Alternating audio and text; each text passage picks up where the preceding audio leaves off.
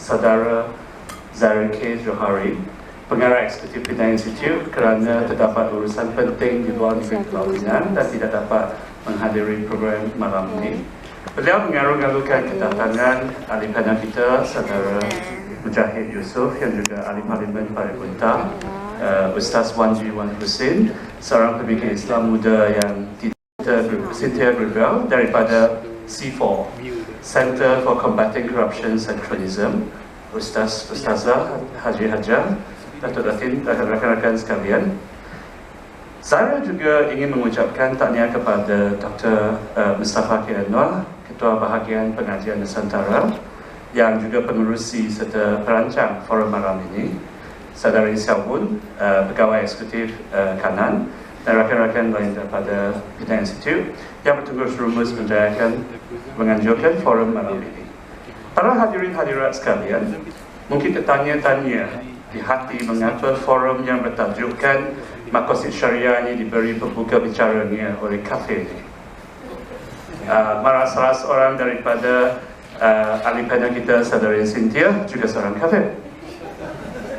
Apakah urusan orang kafir dalam Maqasid Syariah? Di sini terdapat dua kelompok pendapat yang utama. Yang pertama, melihat Islam itu menjaminkan ketuanan umat Muslim atas orang bukan Muslim, orang kafir. Tak kira dia kafir jimi ataupun kafir harbi, adalah warga kelas kedua. Seterusnya, umat Muslim tidak harus hidup di bawah hukum yang berasal dari luar tradisi Islam. Dan wajib, sebaliknya mereka wajib melaksanakan hukum syariah. Dan seterusnya, sama ada pelaksanaan hukum syariah ini merangkumi orang kafir atau tidak, orang kafir harus terima sahaja keputusan umat Islam. Jadi daripada perspektif ini, semua orang kafir, tak kira dia ahli kitab atau tidak, memang tidak berhak untuk membentuk dan menyatakan pandangan mereka tentang pelaksanaan hukum syariat semata-mata kerana mereka adalah kafir. Itu satu pandangan. Pandangan yang kedua, melihat Islam itu rahmatul lil alamin, rahmat kepada alam. Bermaksud, rahmat ini bukan saja tidak terhad kepada umat Muslim, malah tidak terhad kepada manusia. Sampailah ke binatang, tumbuhan, batu-bata dan segala benda yang tidak bernyawa, yang sudah tentunya semua ini tidak beragama. Di bawah perspektif rahmatul lil alamin ini, manusia adalah khalifah Allah di bumi yang wajib mencintakan alam dan bukan membinasakannya. Sampailah samudra biru menjadi merah seperti di Kuantan, semata-mata kerana kerakusan untuk mengaut keuntungan sementara di dunia ini. Saya dengan bertuangnya dicerahkan oleh rakan karib saya, ustaz saya juga, Dr. Zulkifli Ahmad, dengan makna firman Allah dalam surah Al-Hujarat 49:13 yang kata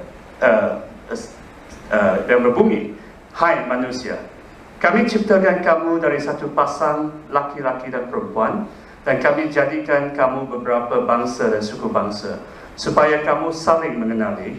Sesungguhnya yang paling mulia di antara kamu di dalam pandangan Allah ialah orang yang paling bertakwa. Allah Maha Tahu, Maha Mengenal.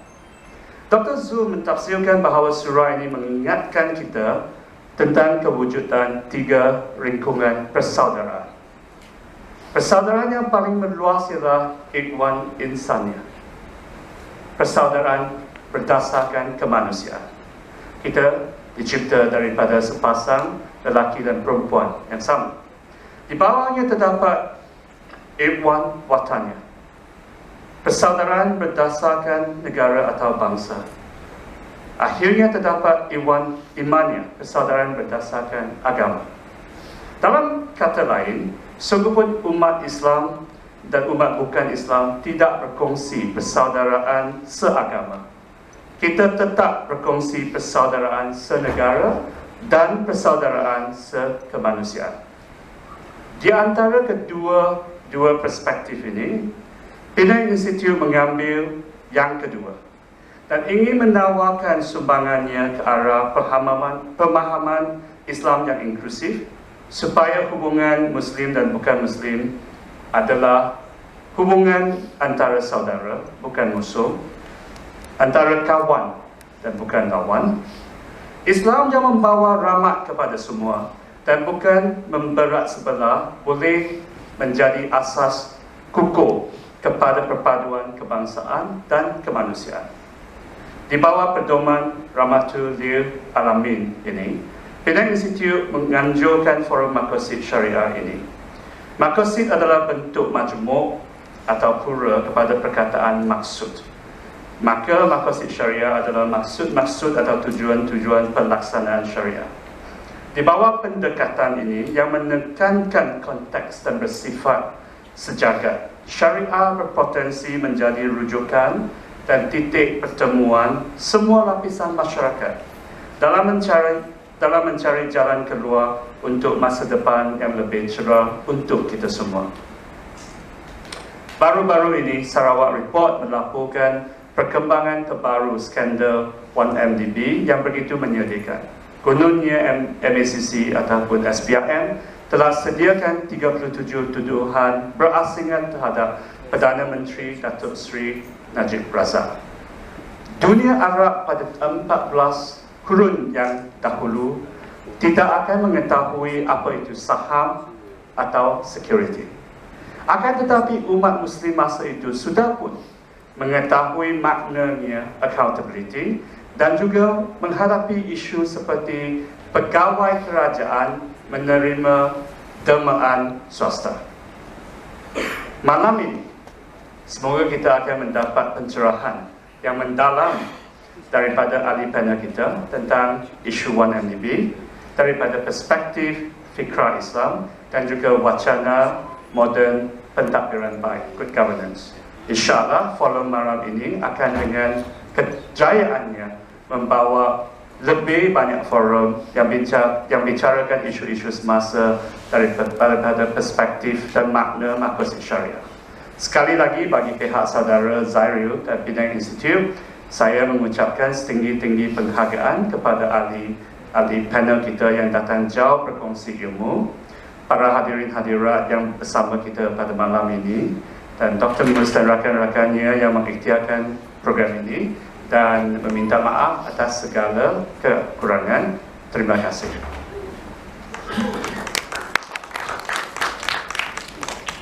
Terima kasih Dr. Wong Ching Huat atas ucapan yang sangat bermakna itu tadi. Tanpa melengahkan masa, saya ingin menjemput Dr. Mustafa selaku moderator kita pada malam ini.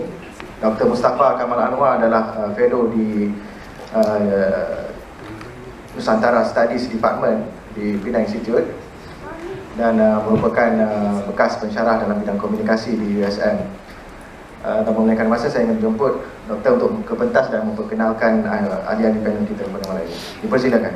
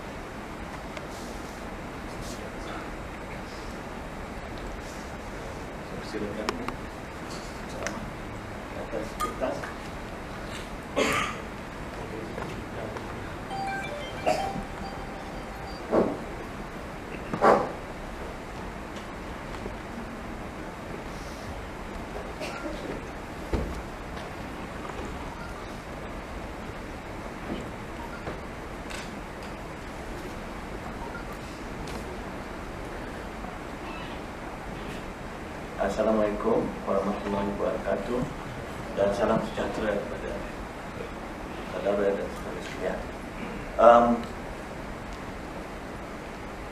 Kami yang telah menyatakan dekat awal tadi, kami di Penang Institute memang merasa terpanggil untuk mengadakan forum ini.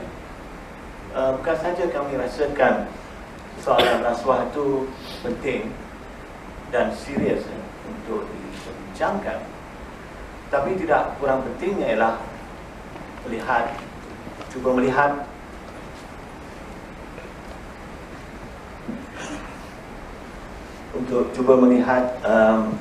peranan maqasid syariah dalam usaha kita untuk menangani atau cuba membentas gejala yang serius yang melanda masyarakat kita masa kini. Perbincangan tentang pelaksanaan syariah di Malaysia masa kini didominasi dengan penekanan kepada wasail atau mekanisme seperti hukuman hudud, qisas dan takzir. Ini bukan sahaja menimbulkan bayangan negatif seolah-olah usaha untuk merealisasikan Islam di negara majmuk seperti Malaysia ini akan memecah belahkan masyarakat dan negara. Malah dalam kesungguhan untuk menjadikan Islam satu realiti, kita mungkin terlupa soalan yang amat penting, iaitu mengapa kita perlukan syariah.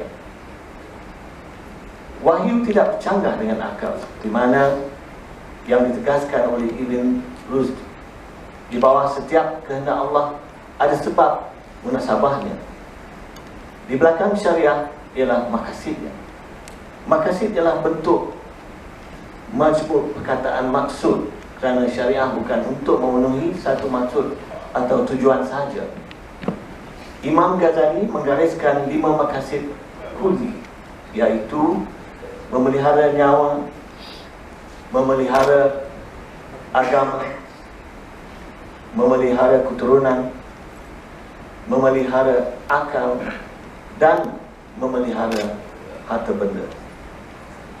Ulama-ulama besar yang lain seperti Tahir Ibn Asyur, Qarafi, Rasumi dan Qardawi menambahkan maqasid umum seperti keadilan, kebebasan, kesejahteraan dan sebagainya.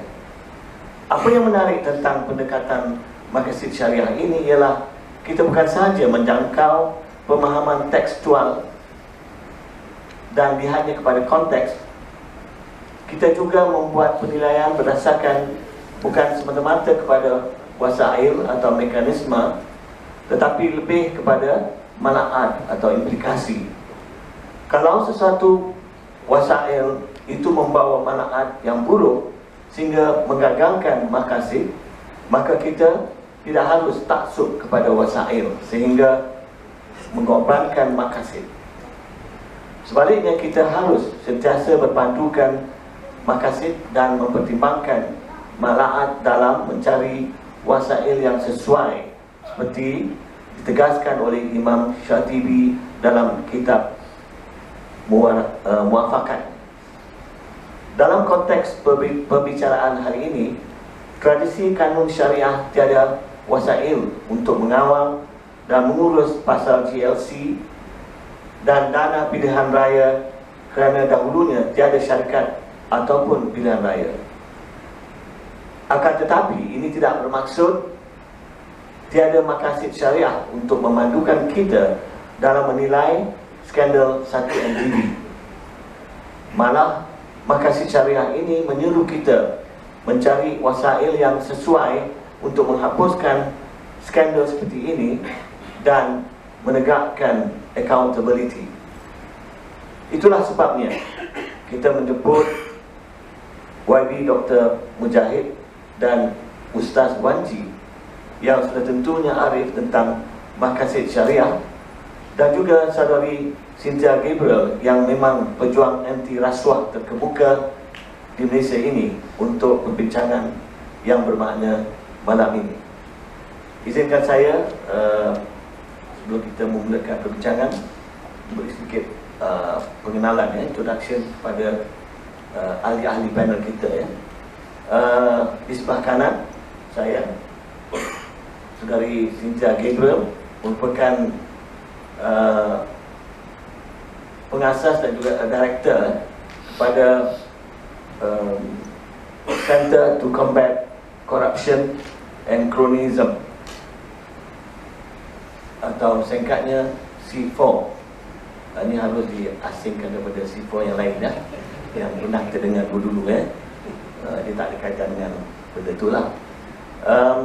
Cynthia Gabriel merupakan pejuang ya, hak asasi manusia di Malaysia, dan beliau pernah menyandang kerusi Vice President International Federation for Human Rights pada satu ketika dahulu ya. Dan juga beliau pernah menyandang jawatan Executive Director atau pengarah eksekutif Suara, juga merupakan NGO Human Rights atau hak asasi manusia. Dan beliau juga pernah jadi City Councillor di Petaling Jaya selama 7 tahun. Selain daripada membuat kerja-kerja yang ada kaitan dengan human rights di badan UN dalam area HIV, AIDS dan tentang refugee ya. Di sebelah kiri saya, Datuk Dr. Mujahid Yusof, anak watan, anak kelahiran Pulau Pinang,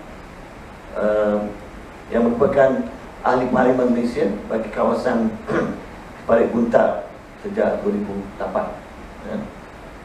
Beliau merupakan anak bungsu kepada Musyirul Ampas yang pertama, iaitu Allahyarham Tuan Guru Yusof Rawat. Dan hitung sekali, iaitu Ustaz Wan Hussein, seorang pendakwah Islam yang bebas, yang juga merupakan ahli jawatan kuasa Dewan Pemuda Negara Selangor ya. Selain daripada itu, beliau pernah juga ditahan ya, di bawah Akta Hasutan pada tahun 2014. Dalam keadaan sekarang ni, tahanan macam tu merupakan satu credential ya, additional asset lah bagi aktivis seperti Ustaz Wan Najib. Baiklah, kita akan mulakan ya bacaan kita malam ni. Dan di sini saya persilakan Ustaz Wanji untuk memulakan, dan setiap ahli panel diberikan 20 minit lah ya. Bismillahirrahmanirrahim. Assalamualaikum warahmatullahi wabarakatuh. Dan selamat malam. Alhamdulillah rabbil alamin, wassalatu wassalamu ala asyrafil mursalin wa ala alihi wa sahbihi ajma'in. Qala rabbi shrah li sadri wa yassir li amri wahlul 'uqdatam min lisani yafqahu qawli. Saddiq lisani wa hdi qalbi bihaqqi sayyidina Muhammadin sallallahu alaihi wasallam. Doktor dan ahli panel, doktor dan saudari, dan sahabat-sahabat sekalian, alhamdulillah, syukur pada Allah, pada malam ni kita bertemu untuk bincang maqasid syariah untuk nak lawan rasuah. Negara yang 10 negara yang kurang rasuah adalah negara orang bukan Islam. Dan dalam 10 negara yang paling tinggi rasuah, 7 negara itu adalah negara orang Islam. Negara orang bukan Islam, dia tak ada maqasid syariah, tapi dia boleh lawan rasuah. Negara orang Islam ni dia ada kitab maqasid syariah, tapi rasuah tak boleh nak lawan. Hari ini kerajaan bukan Islam, DAP, bincang pasal lawan rasuah menggunakan maqasid syariah. Macam mana sebenarnya? Kan, kadang-kadang saya fikir mungkin yang kena bincang pasal berkenaan dengan anti rasuah ni orang bukan Islam lebih layak bincang benda tu, sebab mereka lebih realiti segi amalan. Tapi orang Islam banyak berteori tapi pengamalan dia tak ada. Mungkin sebab orang Islam syaitan dia besar. Disebabkan syaitan dia besar, banyak kacau, jadi dia susah nak ikut apa yang Quran ajar dan apa yang hadis Nabi ajar.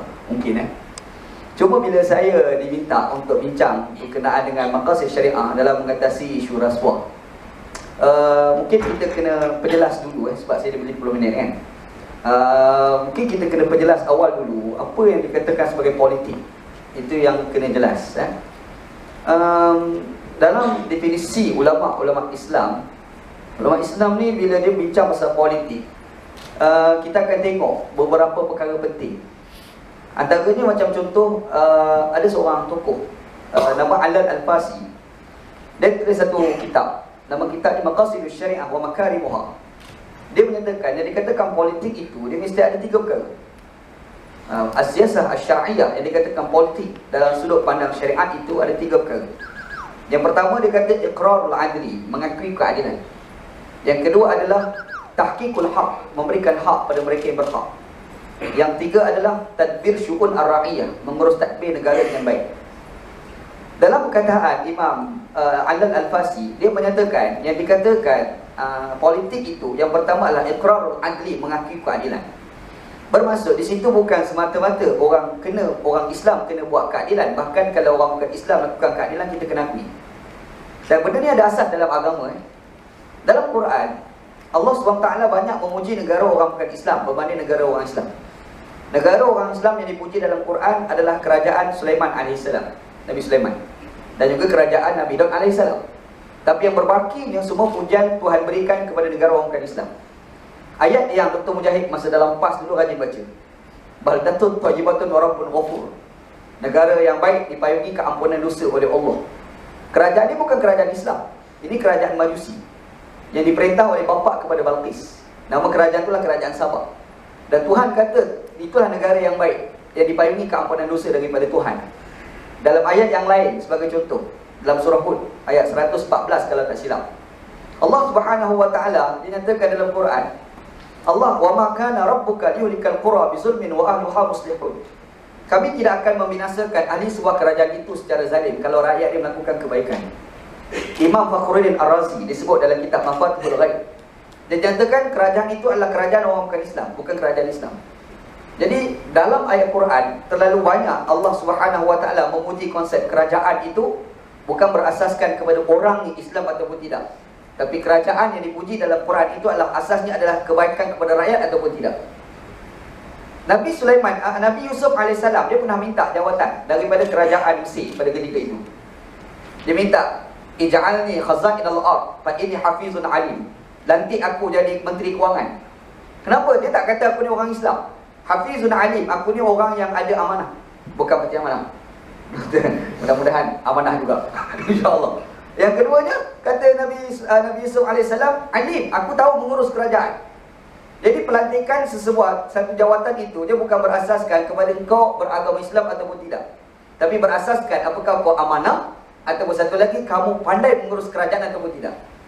Perlu pada hari ini orang Islam banyak melihat apabila disebut kerajaan yang baik adalah diperintah oleh orang Islam, disebabkan serban dia besar, disebabkan jubah dia melerek, disebabkan dia rajin baca Quran. Tetapi kadang-kadang dia tak pandai mentadbir, dan akhir sekali yang memberi implikasi buruk itu kepada rakyat. Dalam Quran, Allah Subhanahu wa taala pernah bercerita tentang pelantikan jawatan untuk memegang kunci Kaabah diberikan kepada seorang yang tidak beragama Islam. Ayat Quran, innallaha ya'murukum an tu'addul amanati ila ahliha wa idza hakamtum bainan nas an tahkumu bil adli. Dalam surah An-Nisa, kalau tak silap ayat 75. Allah Subhanahu wa taala nyatakan dalam tu, kata Allah Taala suruh kamu memberikan amanah itu kepada orang yang berkelayakan, orang yang berkeahlian. Apabila kamu berhukum, hukumlah secara adil. Ayat ini menceritakan tentang kejadian Fathu Mekah, pembukaan kota Mekah bila Islam menguasai Mekah. Nabi SAW minta kunci Kaabah daripada seorang lelaki yang tidak beragama Islam, namanya Uthman bin Talha. Nama orang, dia bukan Islam. Jadi bila Nabi SAW minta kunci, dia ni terlalu amanah dan dia tak nak bagi sebab dia tak kenal lagi masa tu Nabi Muhammad SAW. Tiba-tiba datang Ali bin Abi Talib. Ali kata kepada Uthman bin Talha, kalau kamu nak kenal Muhammad yang orang cerita, inilah orang nama Muhammad. Bila sebut ni Muhammad, dia pun minta maaf, dia tahu itu ketua kerajaan yang baru. Dia serahkan kunci itu kepada Nabi Muhammad. Nabi Muhammad masuk di dalam Kaabah semayang 2 rakaat. Buka kunci, masuk dalam Kaabah 2 rakaat semayang. Keluar pada Kaabah, Nabi pegang gugusan kunci. Nabi tawaf keliling Kaabah. Nabi nampak pak saudara Nabi yang bernama Al-Abbas bin Abdul Muttalib. Nabi nak bagi kunci itu pada Al-Abbas bin Abdul Muttalib untuk supaya pegang kunci amanah pintu Kaabah. Pegang, bagi pada dia. Bila Nabi nak bagi, Tuhan tegur Nabi. Allah Ta'ala tu ayat Quran. Allah Ta'ala kata, innallaha ya'murukum an tu'addul amanati ila ahliha. Hendaklah sesungguhnya Allah Ta'ala menyuruh kamu memberikan amanah kepada ahli yang berkelayakan. Siapa dia? Jibril datang berjumpa dengan Nabi SAW. Jibril maklumkan kepada Nabi SAW, orang yang layak pegang kunci pintu Kaabah, amanah itu diberikan kepada Uthman bin Talha, walaupun ketika itu dia tidak beragama Islam. Lalu Nabi Muhammad SAW pun bagi kunci pada Ali, minta Ali bagi pada Uthman bin Talha. Uthman bin Talha dia tidak mahu memegang amanah itu pada peringkat awal. Tapi didesak oleh Ali. Bila didesak, Uthman kata, aku tak layak sebab aku tidak beragama Islam. Dan ketika itu Ali bagi tahu Quran telah menurunkan ayat bercerita amanah itu adalah kamu, walaupun kamu tidak beragama Islam. Diberikan kepada dia. Bila diberikan, selepas pada itu baru dia memeluk agama Islam. Menandakan dalam kisah Quran, Quran telah menyatakan bahawasanya pemerintah dalam politik itu kita kena bagi kepada orang yang berkelayakan, orang yang amanah. Kita bukan bagi berdasarkan dia tu beragama apa Sebab kalau kita bagi kepada orang Islam tapi dia tak amanah, dia akan jadi isu 1MDB. Najib tu orang Islam Sunni Najib tu Islam Sunni tapi dia rembat lah, masalah dia. Dia kata rembat. Lepas tu bila kita tengok dalam definisi Al-Alfasi, dia menyatakan yang disebut sebagai politik Islam, yang pertama adalah mengakui keadilan. Kita sendiri kena melakukan keadilan. Dan orang bukan Islam, kalau melakukan keadilan, kita kena akui itu adalah satu keadilan. Quran sendiri pernah memuji seorang Yahudi yang ketika itu belum memeluk Islam dan akhir sekali memeluk Islam. Yang pertama Abdullah bin Salam. Yang ketika itu dia seorang Yahudi, bukan Yahudi biasa, dia guru Yahudi. Dia ustaz Yahudi. Dia alim Taurat. Dan dia ni diberikan amanah dalam kitab Fakhruddin Ar-Razi Mafatihul Ghaib. Dia ceritakan seorang sahabat memberikan amanah kepada dia sebanyak 12,000 dirham, 12,000 dinar untuk jaga amanah. Dia pegang amanah itu dengan baik dan sampai time minta diberikan dengan kadar yang sama, tanpa kurang, tanpa lebih. Hasil daripada tindakan itu, Quran memuji dia. Allah Ta'ala turun Al-Quran dalam surah Al-Imran. Kata Allah Ta'ala, wa min ahli kitab man in ta'manhu biqintarin yu'addihi ilaik. Ada di kalangan ahli kitab Yahudi yang apabila kamu bagi amanah kepada dia dengan duit yang begitu banyak, qintar, duit yang begitu banyak, yu'addihi ilaik, dia akan tunaikan amanah itu dengan baik. Dipuji di dalam Al-Quran. Jadi jelas daripada sini yang dikatakan politik Islam, dia bukan cerita orang yang memerintah itu Islam ataupun tidak. Isunya adalah apakah memberi kebaikan kepada rakyat ataupun tidak. Itu yang pertama. Yang kedua, Al-Alfasi menyatakan yang dikatakan politik itu adalah dia mesti tahqiqul haq, memberikan hak pada mereka yang berhak. Tahqiqul haq, memberikan hak kepada mereka yang berhak. Dalam perkataan Nabi SAW, Nabi Muhammad SAW ada menyatakan konsep hak itu merentasi pegangan agama. Berikan hak pada orang yang tidak beragama Islam kalau sekiranya ada hak. Sebab Nabi Muhammad ada menyatakan dalam hadis, kata Nabi SAW, innallaha a'ta kulli dhi haqqin haqqah. Sesungguhnya Allah Ta'ala memberikan hak pada mereka yang berhak. Dalam hadis yang lain, Nabi Muhammad SAW kata, fa inna li sahibil haqqi maqalan. Orang ada hak, kita kena bagi ruang dia bercakap. Hak kebebasan bersuara disebut oleh Nabi Muhammad SAW. Dan bahkan Yusuf Al-Qaradawi, apabila ditanya berkenaan dengan apa itu adli, apa itu keadilan, dia menyatakan adalah memberikan hak pada mereka yang berhak. Yusuf Al-Qaradawi. Jadi apa yang dikatakan politik Islam adalah memberikan hak pada mereka yang berhak. Walaupun kita tak suka, kita kena bagi hak. Sebab Quran ada sebut, Allah Ta'ala kata, asa an tukrahu syai'an wa huwa khairun lakum, wa asa an tukrahu syai'an wa huwa syarrun lakum, wa asa an tuhibbu syai'an wa huwa syarrun lakum, wallahu ya'lamu wa antum la ta'lamun. Allah Ta'ala kata kadang-kadang ada perkara yang kamu tak suka, dia baik bagi kamu. Kadang-kadang dia kamu benci, tapi dia tak baik bagi kamu. Dan Allah Ta'ala tahu pada perkara yang kamu tak tahu. Jadi yang dikatakan hak kita kena bagi. Macam isu yang berlaku, pemberian penggunaan kalimah Allah untuk orang bukan Islam. Bila ada dalam kitab mereka, kita kena bagi ruang kepada mereka untuk meletakkan kalimah Allah. Tapi ada orang yang tak setuju, dia menghalang dengan berbagai-bagai alasan. Bermaksud dia telah menafikan konsep politik yang diajar di dalam Islam. Memberikan hak pada mereka berhak. Dan ketiganya adalah, kata Al-Fasi adalah tadbir syu'un ar-ra'iyah, mengurus tadbir kerajaan itu dengan baik. Sebab apabila kerajaan itu tidak mengurus tadbir dengan baik, kerajaan itu akan hancur. Antara yang dikatakan mentadbir dengan baik, timbullah macam mana kita nak mengatasi masalah rasuah. Sebagai contoh, Nabi SAW amat mementingkan kepada kredibiliti. Dalam bahasa Islam disebut sebagai konsep al-amin ataupun konsep siqah. Siqah ni selalu orang PAS suka bincang. Siqah, lepas tu kena wala', tu susah. Itu dalam PAS lah selalu orang bincang. Tapi sebenarnya yang dikatakan siqah itu, apabila Nabi SAW telah melantik seorang lelaki untuk menjadi amil zakat. Dia mengutip amal, dia mengutip zakat. Tapi masa dia kutip zakat, ada orang bagi amanah khusus kepada dia. Ada orang bagi duit tambahan pada dia, duit poket. Kutip zakat, lepas tu ada duit poket bagi kat dia. Dia pun pergi jumpa Nabi. Dia bagi pada Nabi, ni duit zakat yang aku kutip, yang ni duit orang bagi hadiah kepada aku. Bila dia bagi, Nabi Muhammad kata, yang duit yang orang bagi hadiah pada kamu tu, bubuh kat tabung zakat sama. Dia kata, tak boleh, ini orang bagi pada aku peribadi. Ni kata hamba Allah, tu orang bagi peribadi, bukan bagi pada zakat. Nabi kata bubuh. Sebab kalau tak kerana kamu jadi amal zakat, orang tak akan bagi duit hadiah pada kamu. Maksudnya, Nabi Muhammad mementingkan credibility kat situ. Nabi SAW pentingkan konsep Al-Amin itu. Nabi SAW sebelum dia jadi Nabi, dia popular dengan credibility. Sebab tu orang panggil dia Al-Amin. Al-Amin Nabi pergi umur 40 tahun, Nabi itu dipanggil sebagai Al-Amin. Sebab dia tidak pernah berbohong. Dia tidak pernah mencela. Dia tidak pernah mengutuk orang. Dia tidak pernah menipu. Dia perniagaan dia bagus. Dan dipuji oleh ramai korporat ketika itu. Yang dia ni cukup amanah. Sehingga kan dapat gelaran Al-Amin. Al-Amin ni kalau orang belajar bahasa Arab dia akan tahulah apa maksud ni Dr. Mujahid. Dia panggil wazan mubalaghah. Wazan mubalaghah ni maksudnya terlampau amanah. Bila kita sebut Al-Amin, maksudnya orang tu betul-betul amanah. Tu gelaran orang bagi. Maksudnya ada konsep credibility. Memang dia takkan khianat dia orang. Itu Nabi SAW. Kita tengok pula dalam perkataan-perkataan yang lain. Contoh macam dilakukan oleh Omar Abdul Aziz. Yang ni Lim Guang Eng suka sebut. Ketua Menteri Pulau Pinang suka sangat sebut Omar Abdul Aziz. Omar Abdul Aziz, dia dapat gaji dia berbubuh dekat tabung kerajaan balik. Sehingga kan dia tidak ada kemampuan untuk membeli apple sebiji. Sebiji apple dia tak mampu nak beli. Tu nak cerita orang nama Omar Abdul Aziz. Dan Omar Abdul Aziz, kalau kita baca cerita dia, satu hari dia berjalan bersama pegawai kerajaan untuk ziarah rakyat. Ketika itu dia nampak ada seorang budak makan apple. Bila dia tengok budak makan apple, dia rasa nak makan apple.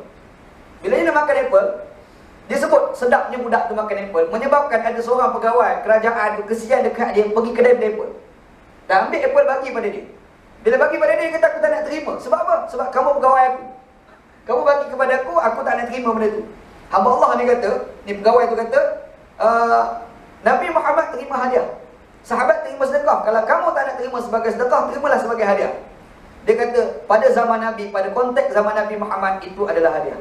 Pada konteks zaman sahabat, boleh dikatakan sebagai sedekah. Sebab elemen-elemen rasuah tak berlaku. Tapi kalau pada zaman aku, ia adalah rasuah. Aku tak akan terima. Nak cerita satu tokoh hebat, nama Omar Abdul Aziz. Omar bin Al-Khattab radhiyallahu anhu. Dia melantik seorang pegawai kerajaan yang bernama Abu Hurairah untuk jadi gubernur Islam dekat Bahrain. Okey, tapi Omar letak dasar. Kalau gaji kamu banyak tu, kadar itulah, tak boleh lebih. Kalau lebih, diragukan. Makanya Abu Hurairah pergi ke Bahrain dan dia mempunyai asalnya 2 ekor kuda. Kuda jantan dan kuda betina. Bila sampai dekat Bahrain, kuda dia tu beranak, jadi banyak. Bila banyak tu, dia terbeban dengan urus kuda, dengan terbeban usaha rakyat. Dia pun jual segala kuda-kuda dia, menyebabkan dia jadi kaya lebih daripada apa yang dia dapat daripada gaji. Dan dapat diketahui oleh Omar, Omar panggil dia datang menghadap. Daripada Bahrain, hantar surat suruh datang ke Madinah, pergi ke Madinah, kerajaan pusat lah tu. Sampai dekat kerajaan pusat, dekat Madinah, Umar pergi sebut, ya adu Allah wa ya adu wal Islam. Itu perkataan Umar. Wahai musuh Allah, wahai musuh Islam. Nabi berkata dekat Abu Hurairah, musuh Allah, musuh Islam. Abu Hurairah tanya, kenapa kau panggil aku musuh Allah? Kenapa kau panggil aku musuh Islam? Dia kata, kamu telah mengkhianati harta rakyat. Aku letak dasar, kadar itu je gaji kamu, tidak boleh lebih pada tu. Kalau lebih, maknanya kau makan rakyat. Jadi sekarang kau dah kaya, kau makan rakyat. Kata Abu Hurairah, aku tak makan rakyat. Ini adalah hasil jual kuda. Umar tak percaya, berlakulah siasatan. Yang sekarang ni dekat Selangor panggil selket, kat Penang panggil Penangket. Yang dalam tradisi Islam namakan sebagai Hizbah. Yang Kelantan tahun 1990 pernah mencadangkan, sampai sekarang tak buat. Hizbah tu kan. Jadi buat siasatan. Bila siasatan terbukti yang Abu Hurairah memang dia tak makan harta rakyat. Terbukti dia tak makan harta rakyat. Dan Umar minta sekali lagi sambung balik dia punya jawatan tadi sebagai gubernur. Dan dia tak mau terima sebab dia tak tahan, kena dipanggil sebagai musuh Allah ke musuh Islam tadi. Jadi nak gambarkan, bila kita tengok dalam tradisi terdahulu, dalam sejarah-sejarah Islam terdahulu, kita tak nafikan sebenarnya asas yang dikatakan negara yang accountability, transparency, credibility, benda ni sebenarnya telah diamalkan pada zaman Nabi dan era para sahabat dan juga tokoh-tokoh hebat pada zaman dulu. Tanpa kita nafikan, kita tak nafikan sebenarnya pada era terdahulu pun memang ada penyelewengan. Sebab itulah Omar Al-Aziz dibunuh. Omar Al-Aziz mengerintah tak lama 2 tahun setengah, sepenggal tak sampai. Dia mengerintah, orang bunuh dia. Sebab apa? Sebab bila dia naik sebagai ketua kerajaan, antara tindakan awalnya adalah dia menyekat segala peluang-peluang kerabat-kerabat Umayyah ketika itu mengambil dana-dana negara. Jadi dia sekat semua. Jadi kerabat-kerabat diraja ketika itu marah dan dia diracun dan dia mati. Mak cerita, bukan kita kata semua dalam sejarah Islam dulu mesti baik, tak. Yang jahat pun ada juga. Ada seorang tokoh pada zaman dulu yang jahat, nama Al-Waqidi. Itu seorang khalifah pada masa itu. Al-Waqidi, dia tak puas hati dengan seorang ulama Islam. Dia bernama Ahmad bin Nasr. Sebab Imam Ahmad bin Nasr suka kritik dia. Hantam dia, kritik dia sampai dia pening. Muhammad hamba Allah ni seorang. Last kali dia upah seorang ulama kerajaan, isytihar Ahmad bin Nasr ni sebagai murtad. Bila isytihar sebagai murtad, dibunuh, dipancung kepala dia. Lepas tu ambil kertas tulis Bismillahirrahmanirrahim. Ambil tulisan itu digantung kat telinga dan kepala mayat tu diarak dekat dalam kawasan pada ketika itu. Bilik arak. Menyebabkan seorang lagi imam, kawan pada Imam Ahmad bin Nasr, nama Imam Ahmad bin Hanbal, asal mazhab Hanbali. Dia beramal, dia menyatakan bahawasanya Imam Ahmad bin Nasr mati syahid. Sebab dia menyatakan kebenaran, dibunuh kerana pengkhianatan dilakukan oleh ulama pada ketika itu kan. Jadi nak cerita bukan semua pentadbiran orang Islam pada ketika itu ni baik. Ada yang baik, tapi kita tak nafikan ada yang penyambut tarbus. Ada kan? Osmaniyah bukan satu kerajaan yang boleh dicontohi. Osmaniyah adalah kerajaan yang terlalu mewah. Sehingga kan kita dapat lihat rakyat dia miskin tapi raja dia terlalu mewah. Kerusi dia tu tombol dibuat daripada emas. Dia punya tengkolok dia tu, dia punya mahligai kat atas tu, dia punya tombok, dia punya intan dipakai tu terlalu mahal. Itu dalam tradisi orang Islam dulu. Bermaksud kita nak nyatakan ada dalam tradisi orang terdahulu yang baik. Zaman Nabi Muhammad baik, zaman Umar Al-Khattab baik, zaman Umar Al-Aziz baik. Pada zaman-zaman tertentu baik, tapi kita tak nafikan memang ada yang melakukan kerosakan dalam pentadbiran. Walau bagaimanapun, asas kepada Quran, asas kepada hadis, wahyu menyatakan konsep accountability, transparency, credibility, semua ni memang ada dalam ajaran Al-Quran dan hadis Nabi SAW dalam membincangkan tentang apa namakan sebagai politik di dalam Islam. Saya rasa mungkin sekadar itu dulu. Okay, Wallahualam. Terima kasih Ustaz. Dengan penerangan yang dibuat tu, saya rasa macam kita ni dah terpesong sangat lah ya, kalau ikut keadaan sekarang lah. Baiklah, saya sekarang persilakan Dr. Mujahid. Bismillahirrahmanirrahim. Assalamualaikum warahmatullahi wabarakatuh. Salam sejahtera dan selamat petang. Terima kasih pada pengacara yang ditangkan oleh Ustaz Wanji.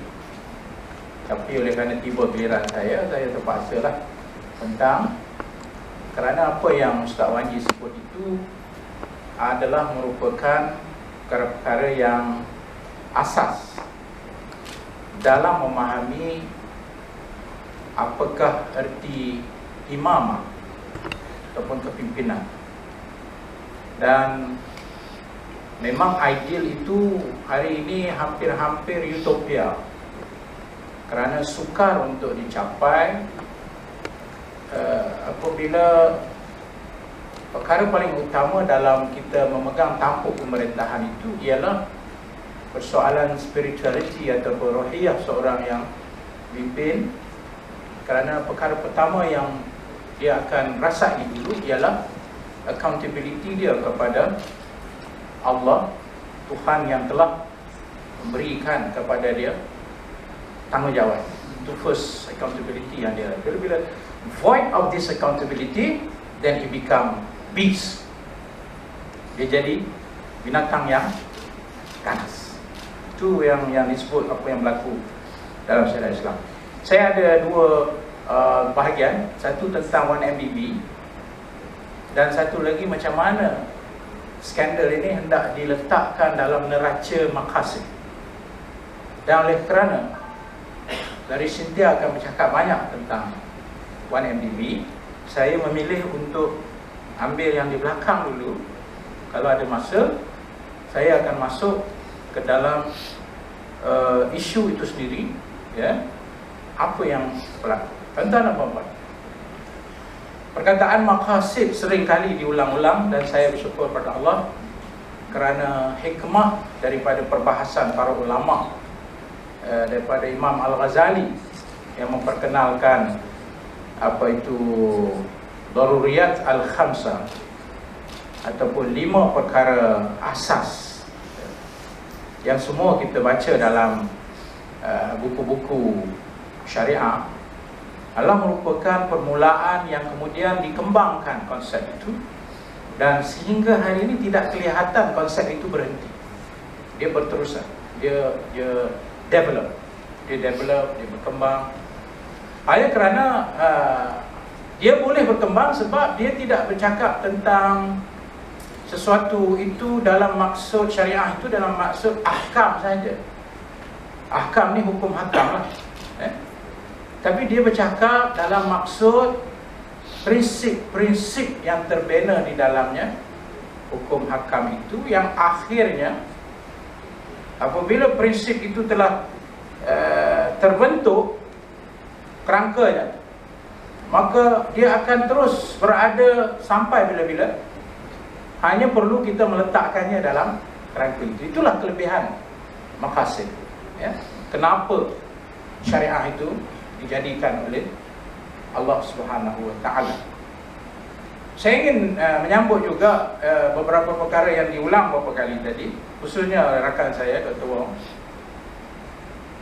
Kalau kita tengok dalam Al-Quran, persoalan tentang hukum hakam, tentang taklif syar'i dipanggil. Taklif syar'i ini ialah satu pertanggungjawaban kepada orang yang beriman.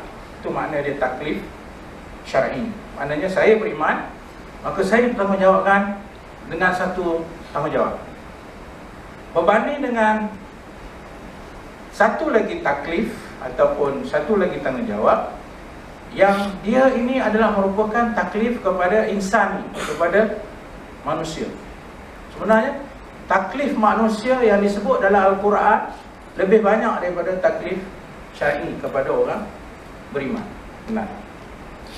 Dan inilah yang dikatakan asas kepada yang disebut, antara disebut asas kepada politik ataupun siasat syariah tadi ialah iqamatul adli. Yang Allah kata wala yajrimannakum syana'an qaumin ala alla ta'dilu i'dilu huwa aqrabu littaqwa. Jangan kerana mereka bukan di kalangan kamu, ya, maka kamu tidak berlaku adil. Berlaku adil sungguhnya ia hampir kepada sifat takwa. So bermakna kata isu tahqiqul haq ataupun dikatakan memberikan hak kepada tuan dia, itu seperti yang dicontohi walaupun dia bukan Islam, kerana dia ini across belief ataupun dia ini merentasi kepercayaan, sebab dia adalah persoalan human, soalan manusia. Begitu juga larangan untuk menghina agama lain. Dan bagi seorang Muslim itu satu perkara yang, ya, diharamkan untuk kita menghina agama lain dalam apa juga rupa dan bentuk. Dalam surah Al-An'am 108 jelas Allah SWT menyebut wala tasubbul ladzina yad'una min dunillah yasubbullaha udwanan bighairi ilmin. Jangan kamu menyumpah serana orang-orang yang menyeru selain daripada Allah dengan maksud Tuhan dia, ya, kerana mereka akan reaksi dia ialah dia menyumpah balik kamu, menyumpah balik Allah tanpa ilmu tapi dengan penuh permusuhan. So perkara-perkara ini saya boleh banyak teruskan, tapi yang dimaksudkan di sini ialah aspek human is so primary in Islamic Sharia that has become the central part of the Sharia in itself. Itu kalau sesiapa saja yang menolak keperluan kemanusiaan ini, kononnya yang saya pakai kafir, orang Jawa suka guna perkataan kafir, harfi, zimmi, ya. Kalau tanya saya dalam buku saya Islam dan Kepelbagaian, saya kata istilah harfi dengan zimmi tidak wujud lagi. It doesn't exist anymore. Dia exist kerana sistem dan suasana yang ada. Dalam keadaan kerangka sekarang, what we have is citizenship, yang mana salah satu daripada nilai yang perlu diberikan ialah al-adl, justice, dan juga hak dia. Okay. Saya mulakan dengan isu maqasid. Kalau kita nak kategorikan apa yang kita bincang tentang 1MDB, dia duduk dalam maqasid, ya, ataupun maqasid yang bahagian yang disebut sebagai maqasid khassah. Maqasid tadi disebut kulli dan sebagainya, tapi kalau dari segi kategori dia terbagi kepada maqasid ammah. Yang mana ada usrah ni boleh catat.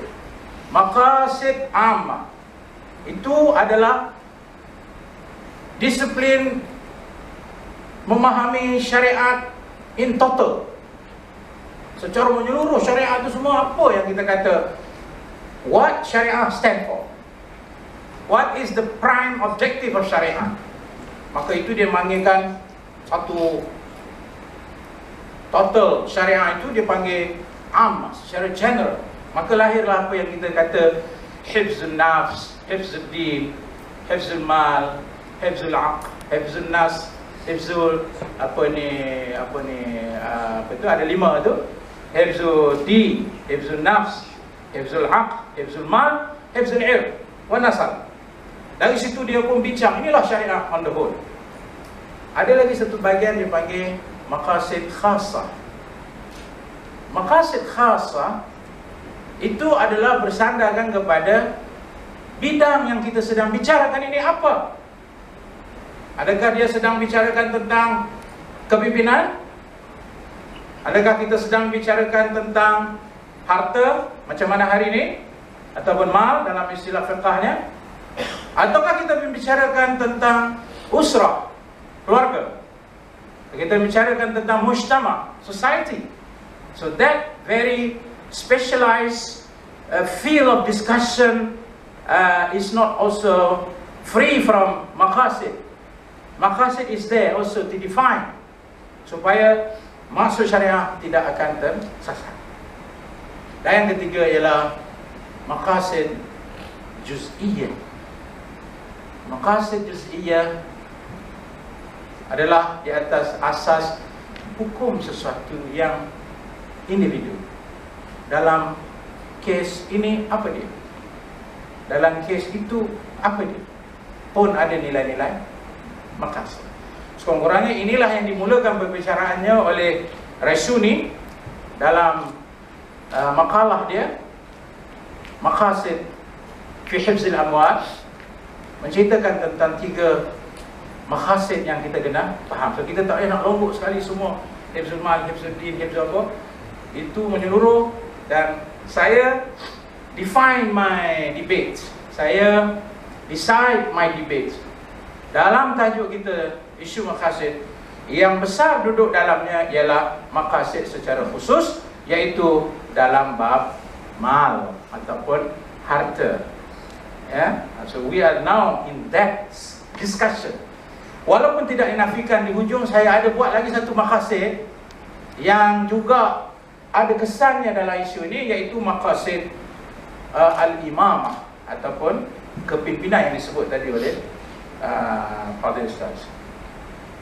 Saya juga mempunyai satu kesukaran sebenarnya satu hari ini untuk saya meletakkan kayu ukur apa yang harus saya bicarakan tentang 1MDB ini. What is your yardstick, or what is your reference that you may come to such conclusion that everyone knows 1MDB is the biggest scandal of this century, this country. Okay? Tapi how do you come to the point that you nak bubuh maqasid dalamnya? Macam mana? So saya berjumpalah dengan beberapa outline yang boleh kita namakan sebagai kayu pengukur. Ya, kita ada benchmark dia supaya saya boleh kata 1MDB ni lah masalah dia. Gitu maksudnya. Ya. So kayu pengukur ni saya jumpa banyak dalam Ibn Ashur yang memulakan secara lebih detail. Ibn Ashur, ya, sebenarnya itu 1879 bukan 1979, minta maaf. Mana boleh dia lahir 1979, dia mati 1973. Yang kamu pun tengok silap tu, typo error. Saya pun bawa puasa 1879 tu kan, dia ni orang Tunis. Dan kalau kita tengok ulama Maghrib, ulama Tunis yang balik North Africa ni, cukup pakar dalam bidang maqasid. Masuklah hari ini Rashuni daripada Maghrib, juga adalah orang yang dipanggil sebagai Syatibi As-Saghir, Syatibi kecil. Syatibi ini untuk guru maqasid lah. Dan saya sempat berjumpa dengan dia alhamdulillah pada tahun 2013 dalam satu rencana program di Maghrib atau di Morocco. Baik. Kayu pengukur maqasid yang disebut sebagai khas tajuk bincang kita hari ini, iaitu maqasid fil amwal, fi hifzil amwal, memelihara harta. Ibnu Ashur memulakan perbahasannya, kemudian dikembangkan oleh Ben Bayah, kemudian dikembangkan oleh Qaradawi, dan diambil rumusannya oleh Rashuni. So, secara ringkasnya, kalau Ben Bayah dibagi 5 benchmark yang dikatakan kalau ada ni, itulah dia hifzul mal. Kalau Ibnu Ashur bagi 5, Ben Bayah bagi 4, Qaradawi bagi 8. Lagi panjang. Mungkin Qaradawi lepas tu dia melihat sebab dia tu sendiri orang yang terlibat dalam dalam ekonomi, maka dia tambahkan lagi benchmark itu. Tapi secara ringkasnya, saya dah buat sikit ringkasan. The basic issue of maqasid bila kita nak bincang 1MDB ini ialah bagaimana harta itu diperolehi. Where does it come from? Apa yang disebut sebagai ijadul mal. Main mana tu? Kita akan bahas di situ. Kemudian memelihara perbelanjaannya. Maksudnya memelihara perbelanjaannya ialah al-adlu fi sarfil amwal, iaitu memberi keadilan kepada perbelanjaan harta itu supaya tidak dieksploitasikan oleh orang-orang yang cuba eksploitasi perkara itu. Yang ketiganya ialah ketelusan perjalanannya, itu yang kata transparansi tadi, syafafah. Syafafah ni yang clear, transparent. Mana nampak duit tu pergi ke mana, dia masuk ke mana. Nanti saya akan cuba refer kepada benchmark ini dengan 1MDB, 2.6 bilion dan sebagainya. Transaksi dan pusingan wang itu, tadawul al-amwal wa tabadul al-amwal. Bagaimana harta itu dibelanjakan, di mana dibelanjakan, apa pulangan dia, whether that perbelanjaan itu membawa pulangan yang baik atau bagaimana. Semua itu adalah maqasid yang perlu di benchmark, maqasid yang kita nak letakkan dalam isu 1MDB. Kalau kita masuk dalam lagi, itu yang besar punya. Kalau kita masuk dalam lagi, dalam konteks analisa kita terhadap 1MDB, dia ada kerangka yang kita kena letakkan supaya tujuan maqasid ini tidak ada di sana isu emosi atau fitnah, atau isu kita cuba ada-adakan benda yang tidak ada. Pertama, soalan yang paling besar yang perlu dijawab oleh kita ialah, apakah sebenarnya qiyamul amwal fil Islam?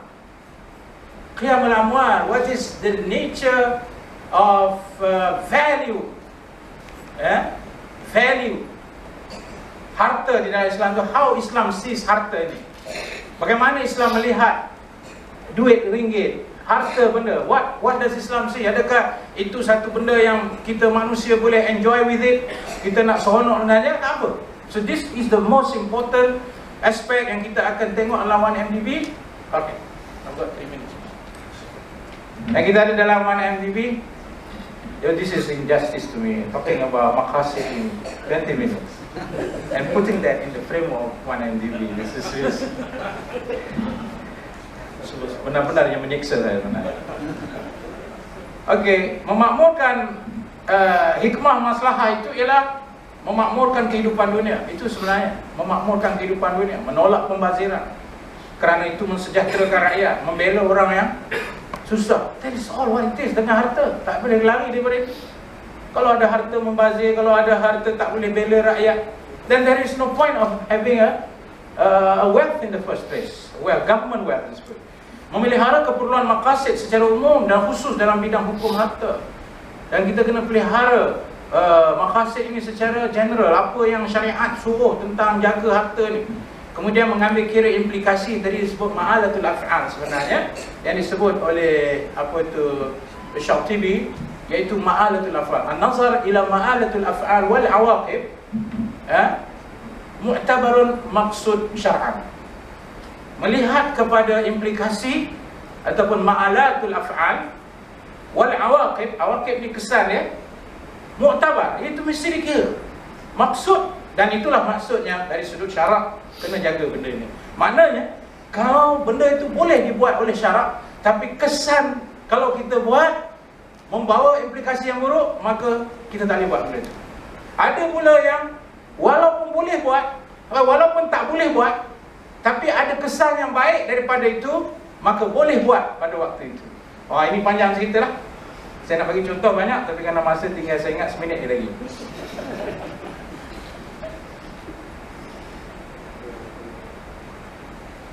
Rumusan saya kepada isu 1MDB supaya saya tidak emosi dalam neraca maqasid, iaitu pertama, maslahat harta dan hikmah tidak tercapai. Definitely 1MDB does not achieve such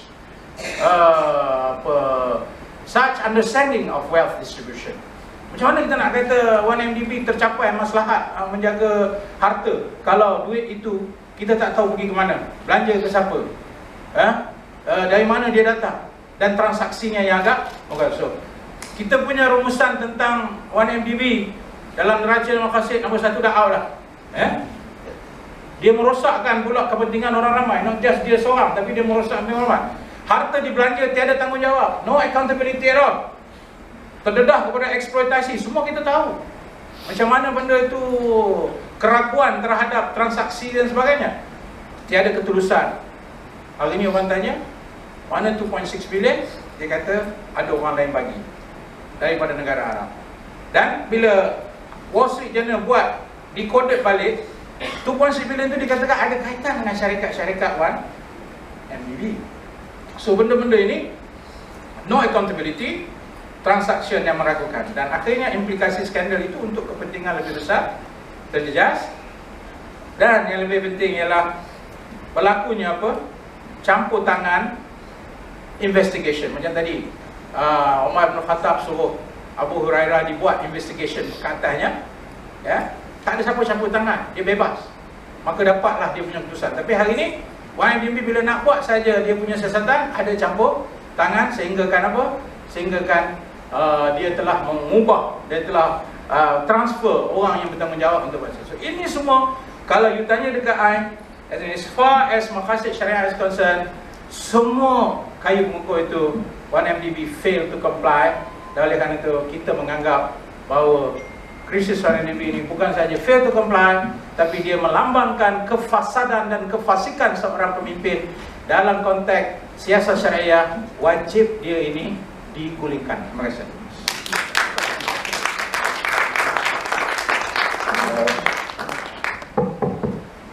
Terima kasih Dr. Mujahid.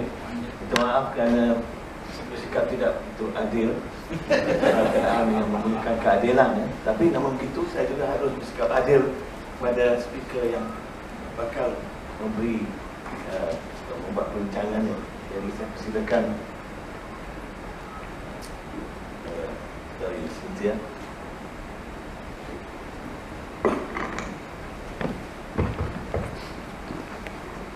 Di isu rasuah dan maqasid syariah, dan apa pula hubungan di antara dua konsep ini. Forum yang pertama di Kuala Lumpur, saya memang betul-betul rasa macam what am I doing here? Ini adalah isu yang semua speaker tu dia punya konten, dia punya ceramah tu is based on agama, syariah dan sebagainya. Tetapi saya dijemput oleh Dr. Wong Chin Huat. Dia panggil saya kafir. Tapi saya rasa ini bukan isu religion, ya. Ini adalah satu isu cross belief, macam Dr. Mujahid kata tadi. Isu rasuah ni adalah isu humanity ataupun isu cross belief, yang kalau kita berpegang kepada mana-mana agama, memang agama itu akan mengajar kami that rasuah itu adalah salah. Rasuah itu adalah satu praktis yang kita seharusnya tidak mengamalkan. So dalam forum yang pertama itu saya menjadi discussant. So selepas panelis semua memberi dia punya konten dan sebagainya, saya telah highlight beberapa isu rasuah. So dalam forum ini kita fokus kepada 1MDB dan juga isu accountability. Ini menjadi satu isu yang cukup besar. Sebab 1MDB, Dr. Mujahid telah mengambil banyak poin saya ya dalam cuba outline apakah isu rasuah dalam 1MDB dan kenapa dia ni salah. So yang ada 2-3 perkara pokok yang salah. Salah satu daripadanya adalah isu 2.6 bilion yang masuk ke dalam personal bank account siapa? Perdana Menteri kita. Tak masuk ke dalam bank account kita, tapi masuk ke dalam bank account Perdana Menteri kita. Kenapa 2.6 bilion tu masuk ke dalam bank account Perdana Menteri kita? Siapa yang telah pun derma wang sebanyak tu kepada Perdana Menteri kita? Dan wang tu diguna untuk apa? So kita tidak ada jawapan sehingga sekarang. Walaupun skandal tu didedahkan pada bulan Julai 2015, sudah lebih 6 bulan, kami masih tidak ada jawapan tentang soalan-soalan pokok. Siapa yang bagi derma yang sebesar itu? Kenapa derma itu masuk ke dalam personal bank account? Dan wang tu diguna untuk apa? So ini adalah isu accountability yang memang tidak ada dalam sistem urus tadbir kerajaan Barisan Nasional, dan tidak ada isu urus tadbir baik dalam isu cuba menangani persoalan-persoalan ini. So isu investigation yang Dr. Mujahid highlighted tadi, memang ada interference, memang ada abuse of power ataupun salah guna kuasa dalam cuba mencari jawapan kepada soalan-soalan ini. Dan saya tidak akan highlight butir-butir 1MDB sebab saya rasa semua kawan-kawan di sini sudah tahu perkara-perkara pokok di sini. Tetapi apa yang kita perlu tanya sekarang, adakah kita sampai ke satu tahap di mana isu ini akan tamat? Is there going to be an end to the investigation? Ataupun kita akan dengar dalam masa yang terdekat Attorney General ataupun AG akan kata, oh tidak ada cukup bukti, so kes tutup. Seperti kes-kes rasuah yang lain yang sebelum ni. So kita perlu ingat ini bukan kes rasuah yang pertama. Ini mungkin skandal yang terbesar dari segi jumlah kewangan yang terlibat. Tapi sebelum ni kita ada skandal NFC, lembu yang duduk dalam kondo. Ingat? Ya, isu kapal selam yang tidak dapat selam. Ini semua adalah isu wang rakyat yang disalahgunakan. So, persoalan saya untuk cuba tie in kepada isu political Islam or isu maqasid. I think Dr. Mujahid put it very clearly for us. Ini adalah under maqasid harta benda or harta. When you own property, apakah kriteria yang perlu di-uphold ataupun kita perlu laksanakan when we earn property.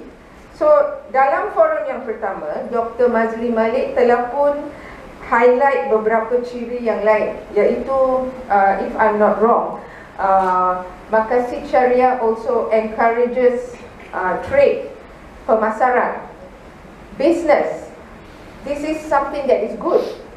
So tetapi trade, business, perniagaan tu perlu dilaksanakan dalam satu konteks yang cukup telus, yang cukup transparent, yang memang ada integrity dan sebagainya. So dalam konteks sekarang ni, we are looking at issue accountability. Memang issue accountability tu almost macam tak ada, almost hilang, sudah tidak ada dalam sistem politik ataupun leadership kepimpinan yang sedia ada sekarang.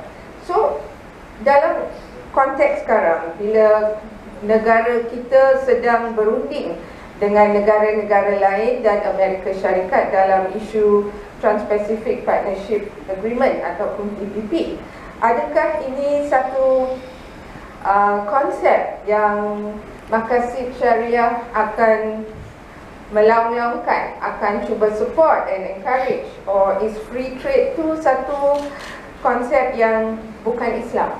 It's not very clear dari segi perniagaan, dari segi trade.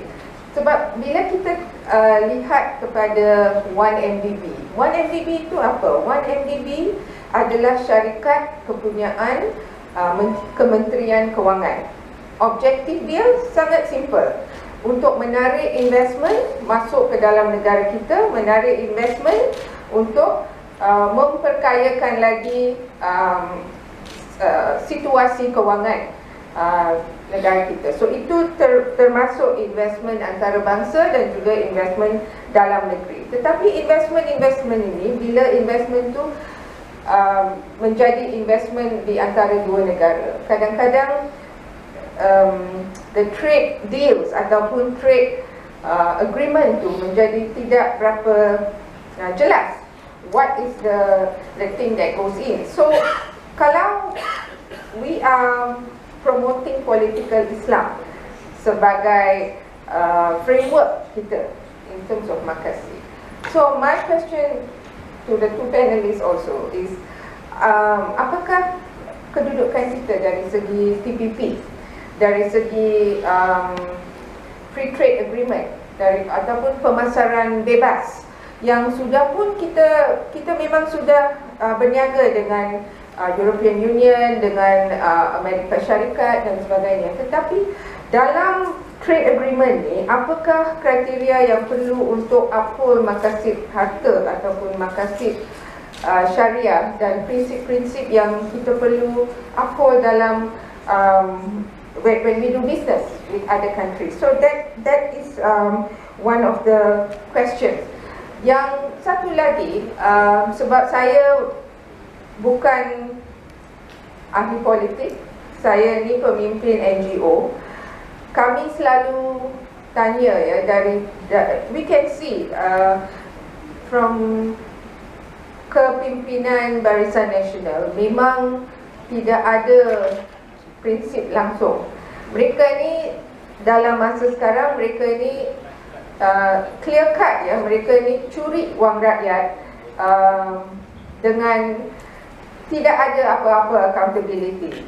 Dulu masa Dr. Mahathir, korupsi rasuah tu lebih dalam bentuk pembangunan. So kita ada projek infrastruktur yang besar, projek highway, plus highway, semua projek Twin Tower, semua rasuah tu termasuk dalam projek pembangunan. So kita tahu memang ada rasuah, tetapi masa itu mungkin lebih terkawal. Tetapi sekarang, we say in English, it's we have become a kleptocratic nation. Kleptokrasi itu macam kita just outright tu curi dari wang rakyat, dan tidak ada ketelusan, tidak ada integrity, tidak ada accountability. 1MDB adalah contoh.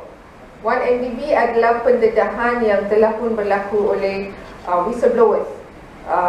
Bukan mana-mana report yang ataupun laporan yang dibagi ke parlimen ke apa. Ini adalah satu pendedahan whistleblowers yang duduk di luar negara, Wall Street Journal, Sarawak Report dan sebagainya. So persoalan seterusnya is, dalam maqasid syariah, apakah prinsip yang kita boleh cuba memberi protection ataupun sokongan kepada whistleblowers yang cuba highlight isu rasuah. Buat masa sekarang, kalau kita highlight isu rasuah, kalau kita cuba membuat expose rasuah dan isu-isu rasuah, kita yang kena. Kita baru-baru tengok former kepimpinan UMNO, Datuk Khairuddin dari Pulau Pinang. So dia yang expose beberapa perkara tentang 1MDB, tapi dia yang kena tahan di bawah Akta Sosma. Peguam dia pun tak terlepas, peguam dia pun kena tahan di bawah Sosma.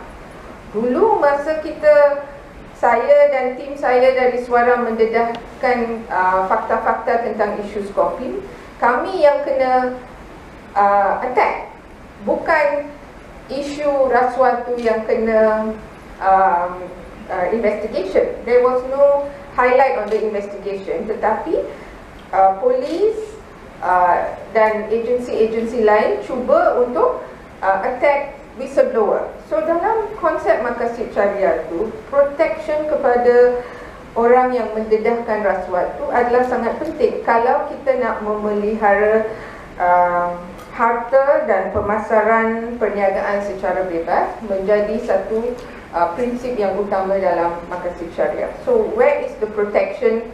Saya nak belajar ya dalam political Islam ni, how is it that we can promote reporting of corruption, for example. Macam mana kita boleh melaporkan rasuah, sebab ini adalah kriteria yang sangat penting dalam mana-mana agama. Yang salah tu kita perlu dedahkan, yang salah tu kita perlu lapor, yang betul tu kita perlu uphold, yang kita perlu amalkan.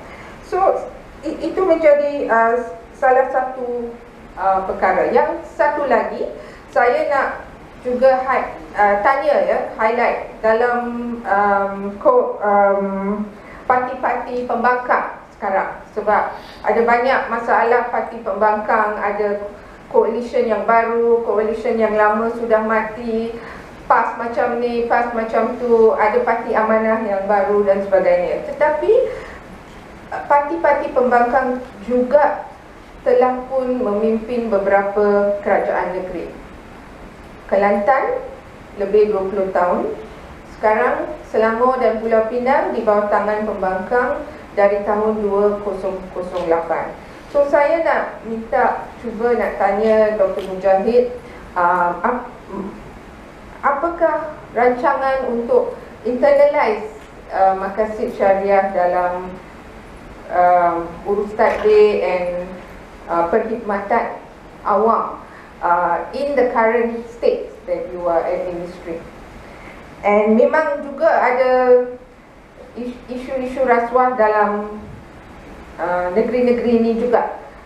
So it is a real-time challenge. How do we contextualize? How do we become accountable? So kita perlu beri tepukan kepada Selangor dan Pulau Pinang sebab sudah ada Akta Kebebasan Maklumat.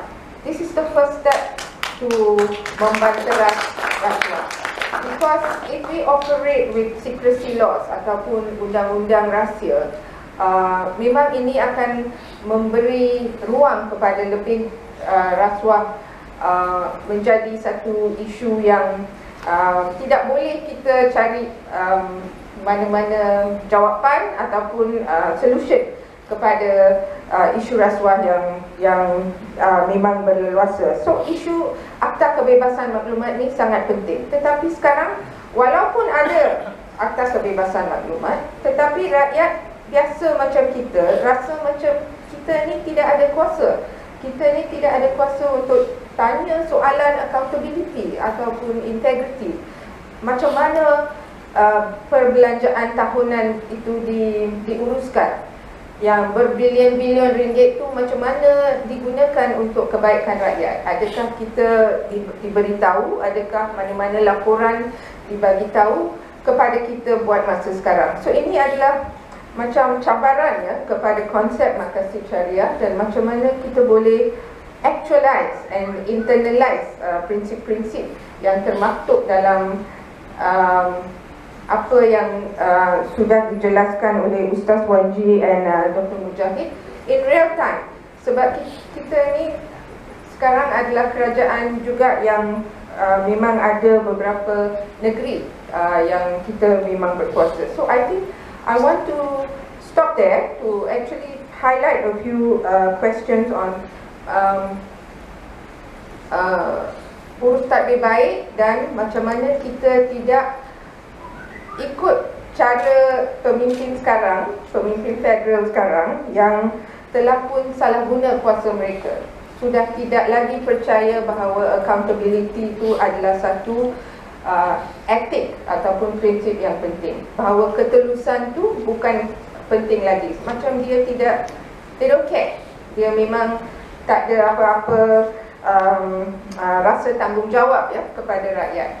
But for for this administration, I think it's very important to highlight where these concepts can come into Maqasid Syariah, and kalau if Pakatan Harapan is actually going to make it a game changer, sebab dana politik, pengurusan dana politik dan sebagainya, ini adalah satu set of recommendations that kumpulan G25 bersama dengan C4 dan NGO lain telah pun menyediakan recommendations untuk macam mana kita boleh kawal dana politik dan money politics, khasnya dalam masa pilihan raya yang kita tahu ada banyak wang that flows everywhere, and the money come from who, pergi ke mana, digunakan untuk apa, semua itu tidak ada jawapan kepada persoalan-persoalan penting. So I hope some of these questions will be addressed dalam forum-forum yang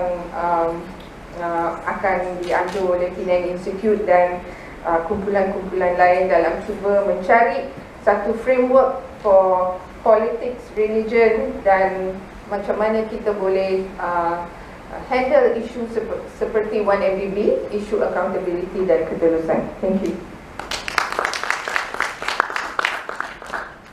Terima kasih dari Cynthia atas perbincangan yang dibuat tentang 1MDB khususnya, dan juga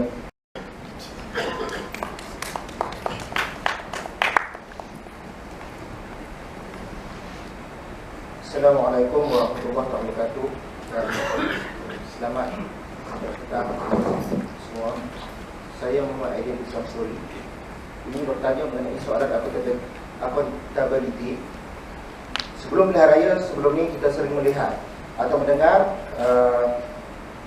ahli-ahli politik pada parti oposisi seringkali mencabar pihak yang sebelah lagi, terutamanya pada Barisan Nasional, untuk membuat satu, kalau tak salah saya, pengumuman harta pendapatan. Namun setelah beberapa tahun pilihan raya dan juga pihak Pakatan, dulu Pakatan Rakyat dan sekini Pakatan Harapan, telah diberi tanggungjawab pemerintah negeri, proses pengumuman harta ni nampaknya tak dilaksanakan. Yang konsistennya hanya Dr. Michael Jayakumar daripada parti PSN.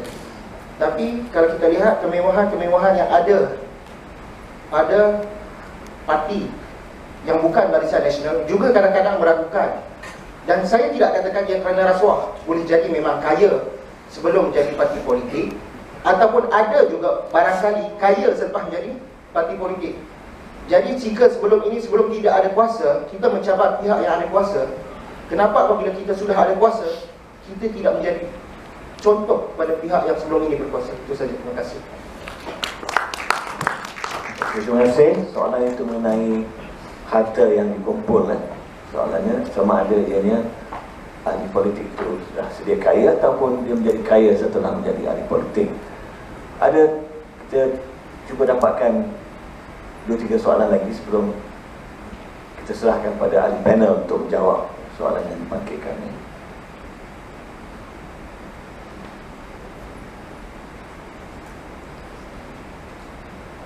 Ada siapa lagi? Ya, silakan.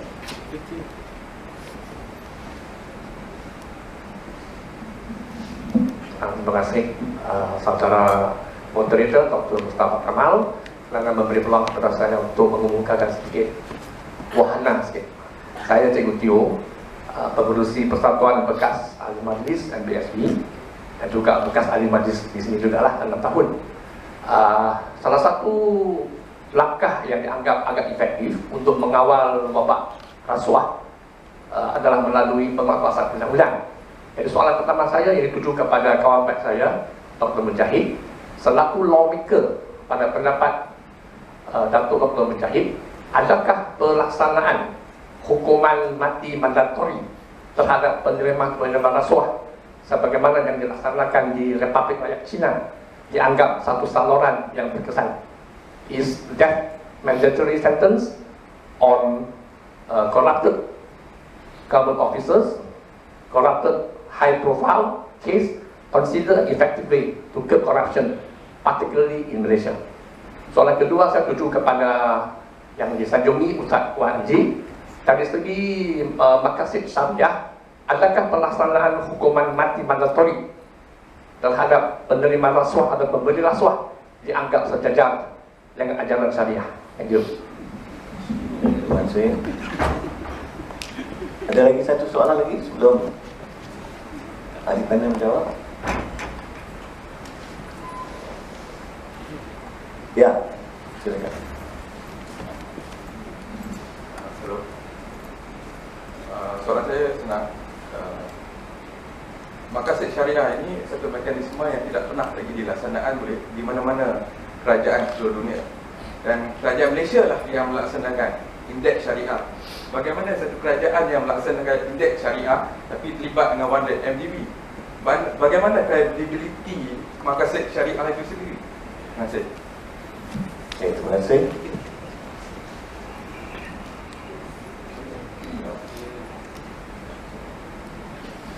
Bismillahirrahmanirrahim. Terima kasih kepada yang bertanya dan juga kupasan daripada saudari tadi. Sebenarnya saya ni ada beberapa pandangan tentang politik Indonesia. Yang ada saya bubuh kat sini sebenarnya, tapi tadi mukadimah tadi saya tak sebut. Antaranya yang saya nak timbulkan adalah berkenaan dengan isytihad harta, macam saudara kita tanya. Sebab saya pernah bangkitkan benda ni berkali-kali, terutama di Kelantan. Sebab mungkin masa tu saya seorang ahli PAS yang sekarang dah jadi PKR. Jadi akidah sudah rosak. Okey. Sebab saya pernah bangkitkan tiga perkara besar di Kelantan pada masa tu.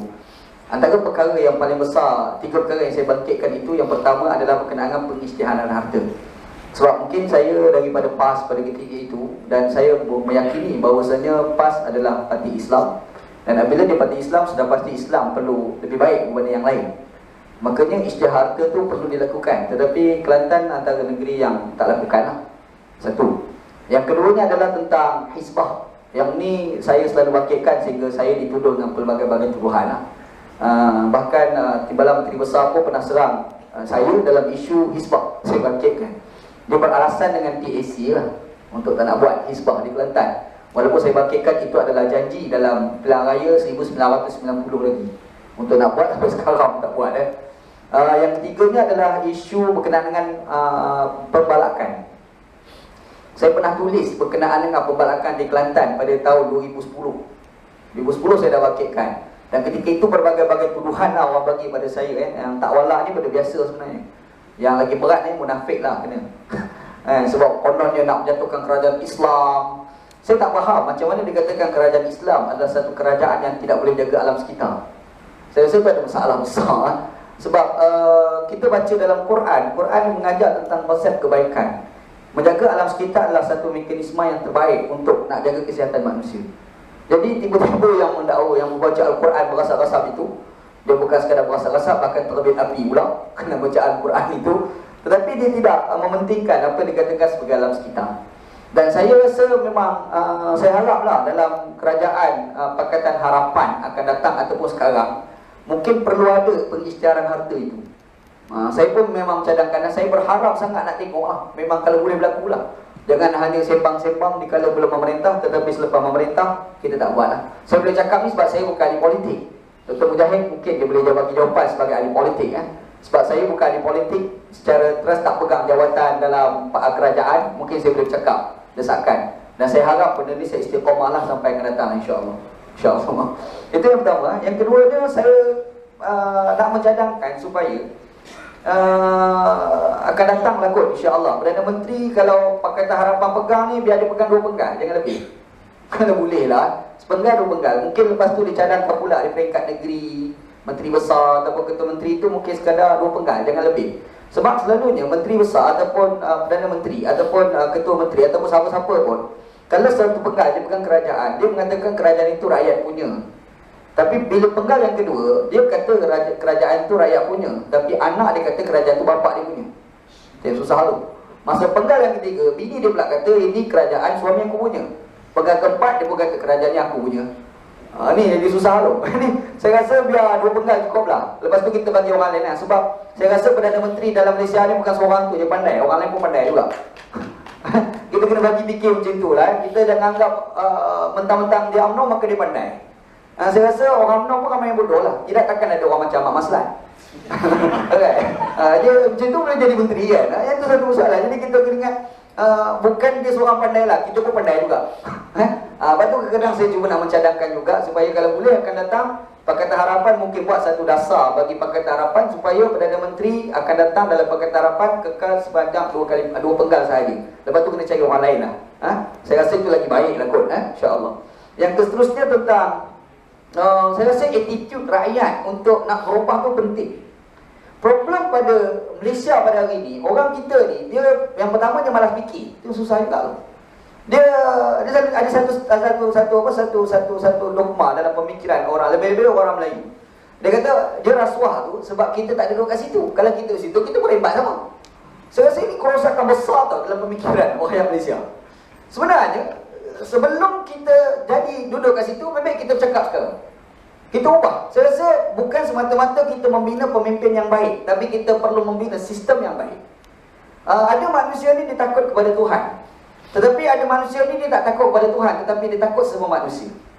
Duit rasuah itu, kalau kita macam Dr. Mujahid sebut tadi, macam mana duit tu masuk, macam mana duit tu keluar. Dan kadang-kadang saya terfikir, macam kes Yapin contoh melibatkan derma-derma yang diberikan. Kita tak pernah tahu pun rupa-rupanya ada derma yang kita bagi kepada Yapin itu, yang pemegang-pemegang amanah itu mendapat gaji sampai ratusan ribu.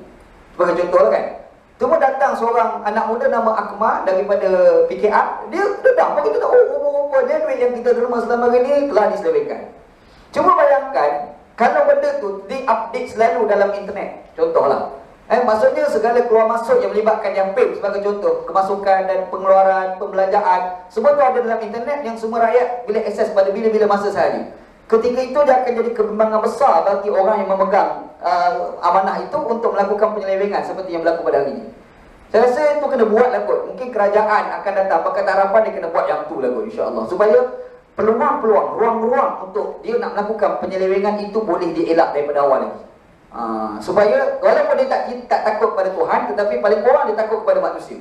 Dia takut nak jawab depan kan. Yalah, manusia ni tak boleh nak kata dia betul-betul takut pada Allah. Mulut cakap takut pada Allah, tapi hati belum betul lagi takut pada Allah. Kadang-kadang dia takut pada Allah, dia tak rembat, tapi anak dia mungkin tak takut pada Allah. Anak dia rembat, pun dah bapak dia. Itu pun satu benda yang kena fikir jugalah. Itu antara cadangan-cadangan saya lah. Cuma yang seterusnya berkenaan dengan beberapa persoalan tadi. Kita ni negara orang Islam ni, dia suka bermain dengan istilah. Apabila melibatkan 2.6 bilion, dia guna terma yang agak Islamik. Nama dia derma. Jadi orang Islam nak derma, biarlah derma. Ini susah. Okay. Kita ni jangan mudah terpengaruh dengan istilah. Al-hukmu yadur 'ala al-musamma la 'ala al-ismi. Hukum berlegar pada kandungan, bukan kepada nama. Kadang-kadang sebab nama tu kita mudah terpengaruh. Propaganda. Dulu pada zaman Pak La Badawi dulu dia guna istilah Islam Hadari, melompat habis orang Islam. Semua sokong dia. Terma, padahal macam sial juga pemerintah tu. Macam gampang. Kita bukan belagu pemerintah, tapi terma tu nampak Islamik. Makanya kita tak boleh nak ni Islamik. Semualah berlaku pada Pakatan Harapan sekalipun, Pakatan Rakyat sebelum ni pun terma-terma Islam, walaknya, siqahnya, sebab tak berani. Padahal dia buat benda-benda jahat sekalipun kan. Jadi kita jangan terpengaruh dengan terma. Antara penggunaan terma untuk menipu rakyat, contoh macam berlaku di Malaysia ni, YMDB-nya, 2.6 bilionnya, nak selamatkan keadaan, maqasid syariah. Dan sekali, kita pun tak berani lawan sebab maqasid syariah. Satu masalah. Mementingkan kepada nama, tapi tidak mementingkan kepada kandungan. Padahal macam Dr. Mujahid tadi sebut tentang maqasid umum. Tadi Dr. Wong tadi pun ada sebut tadi tentang maqasid umum. Apa dia katakan maqasid umum? Dia mesti ada kebebasan, dia mesti ada keadilan, dia mesti ada tolak kezaliman. Dia mesti ada kebaikan kepada rakyat. Itu dikatakan sebagai maqasid syariah. Itu kandungan bagi maqasid syariah. Konsep kemanusiaan itu sendiri merentasi kepercayaan. Kita jangan tengok Islam ni hanya mementingkan sembahyang, puasa, zakat. Tapi Nabi Muhammad pernah sebut sembahyang kuat tapi jiran sebelah dia lapar, orang macam ni pun tak boleh masuk syurga. Itu disebut dalam hadis Nabi SAW. Nabi Muhammad pernah cerita orang terlibat dalam peperangan yang nak syahid fi sabilillah. Tiba-tiba mati, semua sahabat kata dia tu syurga. Mati syahid. Nabi kata tak, Muhammad ni neraka. Kenapa? Sebab dia makan harta ghanimah. Dia makan harta ghanimah. Harta ghanimah itu sepatutnya dibagikan kepada rakyat sama rata. Tiba-tiba dia seorang je makan. Disebabkan dia makan harta rakyat, walaupun semayang dia kuat, jihad dia bagus, lekah dia bagus, tapi dia kaki rembat, dia tak boleh masuk syurga. Maksudnya Islam dah ajar bukan semata-mata peribadatan. Kita jadi al-mutadayyinah, orang beragama semata-mata dalam maksud semayangnya kuat, zakatnya kuat, tapi dalam masa sama kita tidak ada ilmu kemanusiaan. Bercanggah dengan apa yang diajar oleh Nabi Muhammad SAW. Jadi jangan terpengaruh dengan label. Sebab label adalah projek untuk nak menutup kejahatan pemerintah. Jadi yang paling penting kita bangkitkan apa kandungan yang diamalkan. Itu yang paling penting. Label semua boleh buat, tapi kandungan tu yang kita kena bangkitkan. Saya rasa orang di Malaysia dia kena berani fikir. Dia kena skeptik. Betul ke? Betul ke maqasid syariah? Betul ke macam ni maqasid syariah? Perlu persoalkan. Dan mempersoalkan itu bukan satu dosa. Orang Islam selalu mengatakan mempersoalkan itu satu dosa. Lebih-lebih lagi terhadap ulama-ulama Islam. Itu pun satu masalah. Dalam Quran ada menceritakan tentang Nabi Ibrahim mempersoalkan Tuhan berkenaan dengan macam mana dia menghidupkan orang yang dah mati. Itu ada dalam Quran, surah Al-Baqarah ayat 260. Allah Ta'ala kata, wa isqala Ibrahim wa rabbi arini kaifa tuhil mauta qala wa lam tu'min qala bala walakin latma'inna qalbi. Ibrahim tanya kepada Tuhan, ya Allah, macam mana kehidupkan orang mati? Persoalan. Tapi Tuhan tak mahu, Tuhan bagi jawapan. Tetapi kita tak boleh ditanya. Kalau tanya, masuk penjara. Berlaku macam dia UMNO tapi dia kena Khairuddin tu kan. Dia UMNO tapi dia bangkit kan, dia pula kena kan. Jadi saya rasa memang hak kebebasan bersuara, dia mesti ada keselamatan kepada orang yang membangkitkan itu. Saya rasa bukan sekadar memberi keselamatan kepada orang yang mendedahkan, bahkan kerajaan perlu memberi anugerah pula kepada orang yang boleh membangkitkan perkara itu. Dia bila dia dedah, kita ini respect tu, dia berani tau. Jadi kita kena buat satu majlis, kita bagi anugerah kepada Khairuddin ni sebagai contoh, sebab berani mendedahkan tentang 1MDB sebagai contoh. Bagilah duit banyak anugerah, sebab apa? Keberanian dia untuk nak menyatakan kebenaran. Pada saya tu pun kena fikir jugalah, insya-Allah. Baik. Yang seterusnya tentang ni pun satu problem. Barang hilang, tapi sebab tak ada bukti, makanya orang yang dituduh tu pun terselamat. 1MDB tu berlaku. Duit tu memang kita tahu ada 1MDB, tapi sebab tak ada bukti, makanya Najib tu terlepas. Dia bukan berlaku di Kedah Pusat. Benda ni berlaku juga di, macam contoh di Kelantan. Balak hilang, tetapi sebab tak ada bukti, maka orang yang dikatakan terlibat dengan balak tu terlepas. Tapi balak dah pastinya hilang. Duit tu hilang, tapi siapa yang rebat? Kita kata bulan disebabkan tak ada bukti, maka dia terlepas. Saya rasa benda tu kena fikir tau, mekanisme yang terbaik. Sebab kalau keadaan ini terus berlaku, duit kita tetap akan hilang, balak akan tetap hilang juga. Sebab kita beralasan dengan sebab tak ada bukti. Sebab ada tak ada bukti ke, ataupun bukti itu ditutup, yang tu pun satu persoalan yang kita kena bangkitkan jugalah. Kena bincang lah, insya-Allah benda macam tu. Yang lain tu pasal bunuh orang terlibat dengan rasuah. Sebelum tu tentang dalam hadis Nabi ada larang tentang bai'ul hasad dengan bai'ul gharar, jual beli secara tak jelas segi perjanjiannya. Bila kita buat satu perjanjian ni hendaklah jelas. Kalau perjanjian tu tak jelas, maka dinamakan sebagai gharar, penipuan. Maka dalam Islam dipanggil sebagai haram. Kenapa? Sebab bila ada gharar, dia akan memberi implikasi buruk antara salah seorang, antara dua pihak yang melakukan urus niaga. Sebab dalam hadis Nabi ada melarang tentang bai'ul hasad, iaitu sebagai contoh dalam hadis Nabi SAW tu, kita pergi beli barang, tu seseorang tu yang penjual barang dia ambil anak batu, dia balik. Ramai-ramai dia pun dia balik, tiba-tiba kena pada kawan tu, maka kawan tu kena membeli barang itu kan. Yang tu pun dilarang dalam agama. Dan satu lagi dipanggil bai'ul gharar. Naha Rasulullah SAW an bai'il hasad wa bai'il gharar, rawahu Muslim. Imam Muslim ada diriwayatkan hadis tak boleh jual beli apabila melibatkan perjanjian yang tidak jelas. Di PPA nampak tidak jelas, maka benda ni kita kena fikir. Sebab perjanjian tu tak jelas. Kalau kita tengok dalam hadis, memang Nabi tak bagi kita buat perjanjian yang tidak jelas. Okey, yang seterusnya pasal hukum bunuh pada perasuah. Saya ni antara orang yang tak bersetuju tentang membunuh orang sesuka hati. Dalam Quran ada sebut tentang dua keadaan bunuh. Yang pertamanya adalah bunuh qisas, bunuh balas, satu lagi pemberontakan. Tapi bila kita tengok dalam Quran, dalam hadis yang cerita pasal pembunuhan, semua tu sifat dia ada elemen kemaafan. Dia akan bagi peluang pada kemaafan dan nyawa tu diselamatkan. Faman ufiya lahu min akhihi fattiba'un bil ma'ruf. Barang siapa yang memaafkan kepada saudaranya, maka ikutlah jalan yang paling baik. Mungkin bila sebut bunuh pada orang terlibat dengan rasuah, saya peribadi saya tak setujulah. Saya peribadi saya tidak mengatakan ini pandangan agama. Saya sebut ini pandangan saya. Saya peribadi, apa yang saya interpret, apa yang saya faham daripada Quran dan hadis, saya tak bersetuju hukum bunuh kepada perasuah. Tapi kalau sekiranya perasuah itu melampau sangat, dipenjarakan semua hidup, saya boleh terima lagi. Boleh terima lagi. Tapi kalau bunuh, saya rasa nyawa manusia perlu dijaga. Pada saya, nyawa manusia kita kena jaga. Hari ini mungkin dia rasuah, akan datang mungkin dia bertaubat. Mungkin mungkin kita taklah jaga semua hidup ke macam mana. Sebab mamak ni kalau kat luar dia lagi kuat, dia merasuah. Contohlah kan. Jadi pada saya, nyawa manusia ni kita kena jaga kok mana pun. Mungkinlah saya terpengaruh dengan pemikiran John Locke yang pernah sebut perbahasan tentang nyawa manusia adalah kok mana pun kita kena jaga. Kalau saya tak setuju dengan kejahatan dia buat, pada saya kita penjagalah semua hidup lah. Mungkin itu sekadar pandangan saya yang boleh saya jawab, insya-Allah. Assalamualaikum warahmatullahi wabarakatuh. Terima kasih. Saya tidak tahu ada 2 moderator dalam majlis kita ni. Sebab seorang ahli panel pun sudah menjadi moderator. Tapi kan itu forum namanya, kita boleh bermanfaat. Saya beginilah ya, kenapa kita bentang makasih tadi? Itu disiplin. Maknanya itulah kerangka dia itu. Tapi ini tidak menjawab segala-galanya. Ini bukan satu tongkat sakti, ya. Maqasid selesai masalah.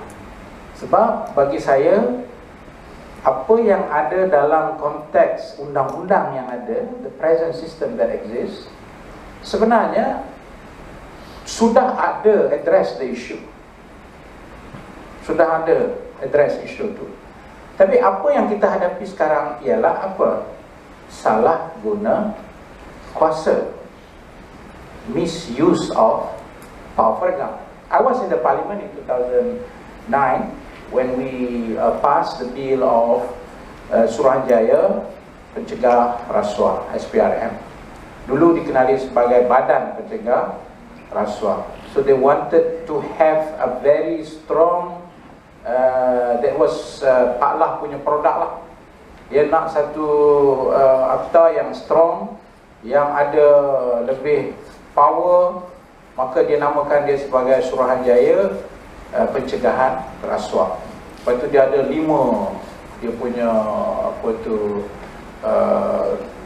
tingkat dia, yang mana dia juga ada education dan sebagainya. Saya rasa sebagai ahli parlimen, there's no reason why I should reject such a good bill. There's no reason. Dan we debated, kita nak debate.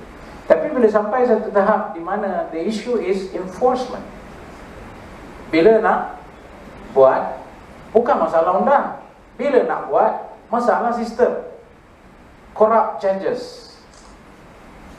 Bila nak buat, isu favoritism, selective judgment. Bila nak buat, ada campur tangan investigation daripada orang yang ada interest. Itu tak boleh diselesaikan dengan SPRM. Kita kena tengok satu lagi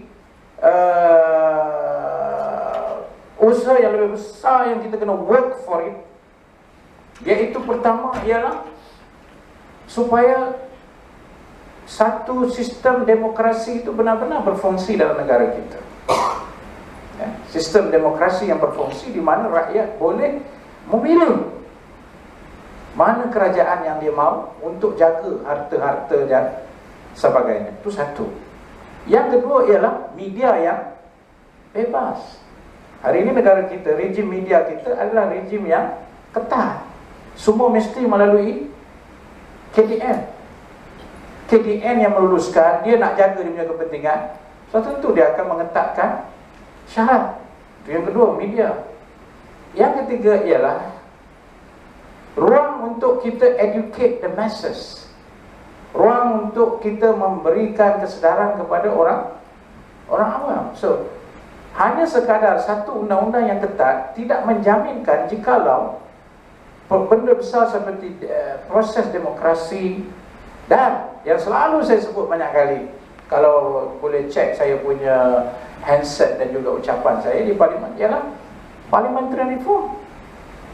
Parliamentary reform, reformasi parlimen. Sejak kita merdeka sampai hari ini, kita hanya ada 5 jawatan kuasa khas, select committee. 5 jawatankuasa itu tentang apa?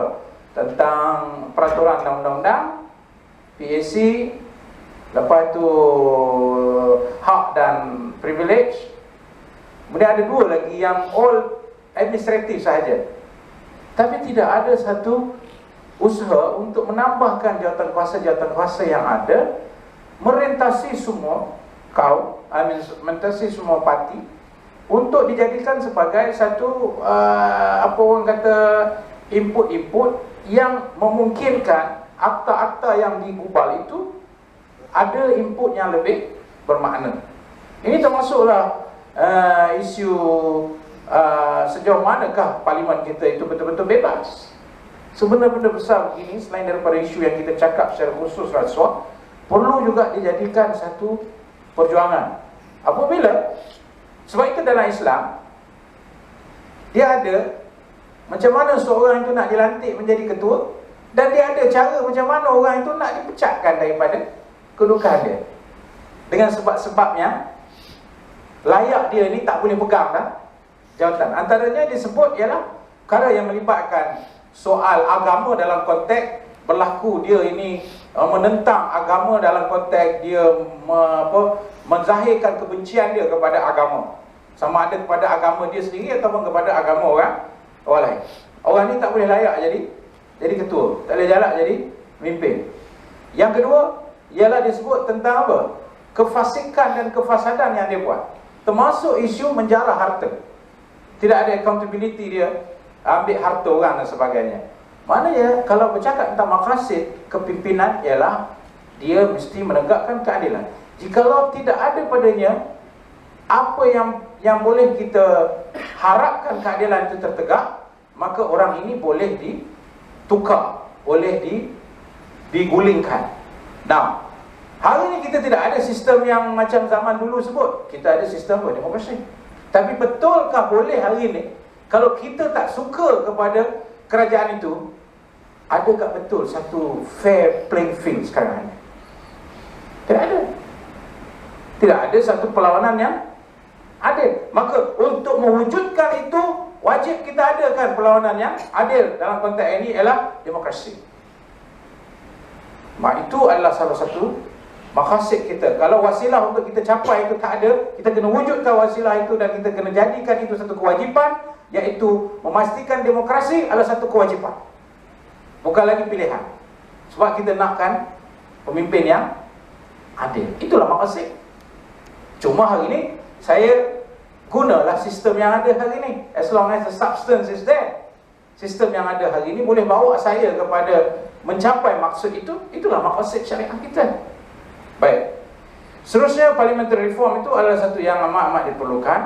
Dan dalam konteks whistleblower yang disebut tadi, sudah tentu whistleblower ini, ya, saya menyokong pandangan Ustaz Wajib bahawa bukan saja dia diprotekkan, tapi dia mesti diberikan satu praise, kerana dia telah berjaya untuk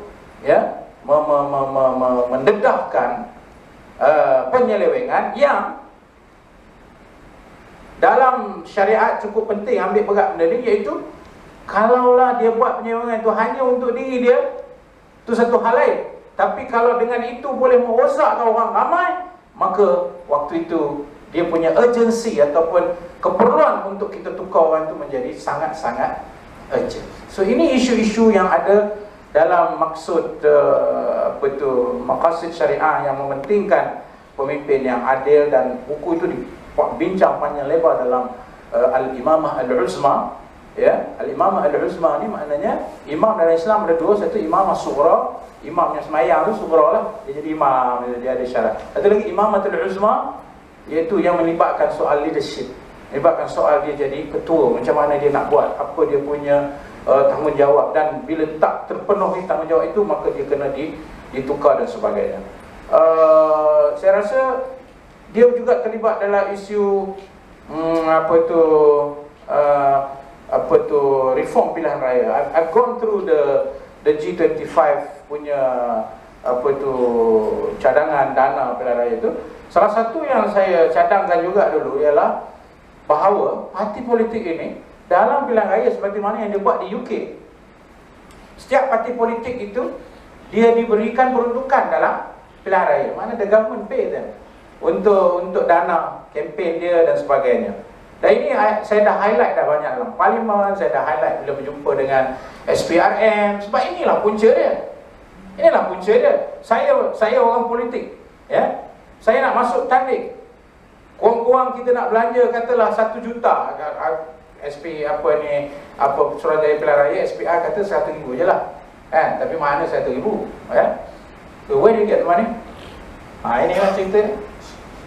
Ni syarikat ni kata, okay lah, tak apalah YBI sponsor you this, so ni, ya. Awak ingat bagi free ke? Ada benda lah tu. So berlakulah. Tapi kalau kerajaan kata, okey, aku dah peruntukkan semua orang banyak ni 100,000, government bagi. This is for you, Pak. So saya rasa tidak timbul. Kalau orang tu dia dapat lain daripada 100,000 tetakan, maka itu boleh dianggap sebagai dia bercanggah dengan etika ataupun undang-undang pilihan raya. So itu isu yang kita kena sokong, definitely, apabila ada peruntukan supaya tidak berlaku penyelewengan. Yang keduanya ialah tentang the tenureship, iaitu orang yang duduk di sesuatu kedudukan itu. Saya bersetuju dengan Wan Ji, walaupun Wan Ji kata orang politik bila dah duduk barulah tahu. Sebenarnya saya menentang fahaman itu. Patutnya bila kau dah duduk, engkau kena ubah keadaan itu, bukan engkau kena ikut apa yang ada. Nak jadi orang politik gitu, dia jadi tak popular lah. And that's what I get when in my party dulu. Tak, keadilan itu dulu.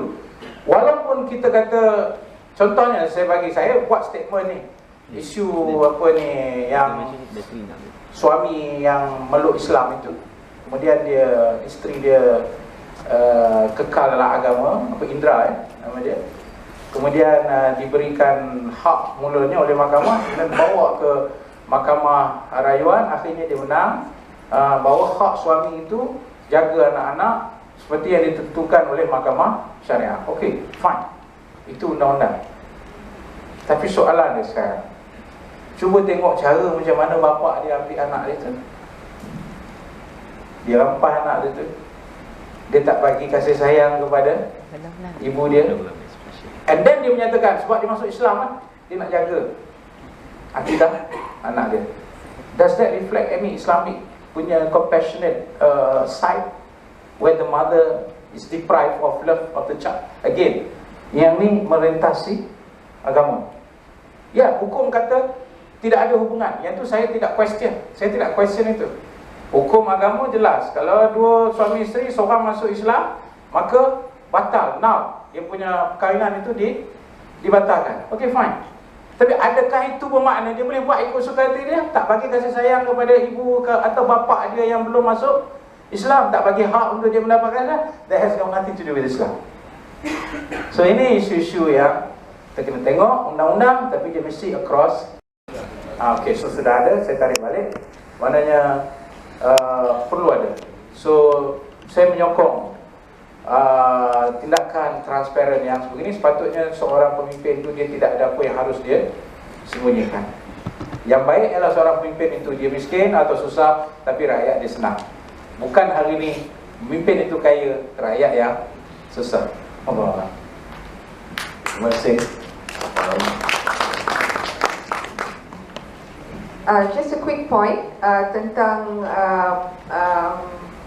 soalan tadi on isu penjawat awam dan macam mana boleh kita cuba menangani rasuah dalam peringkat kerajaan negeri dan juga peringkat kerajaan tempatan. Sebab saya pun bekas ahli majlis 7 tahun di Petaling Jaya. Sudah cukup lama lah untuk memerhati macam mana isu rasuah tu betul-betul is embedded, betul-betul menjadi satu budaya dalam cara penjawat awam tu melaksanakan tugas.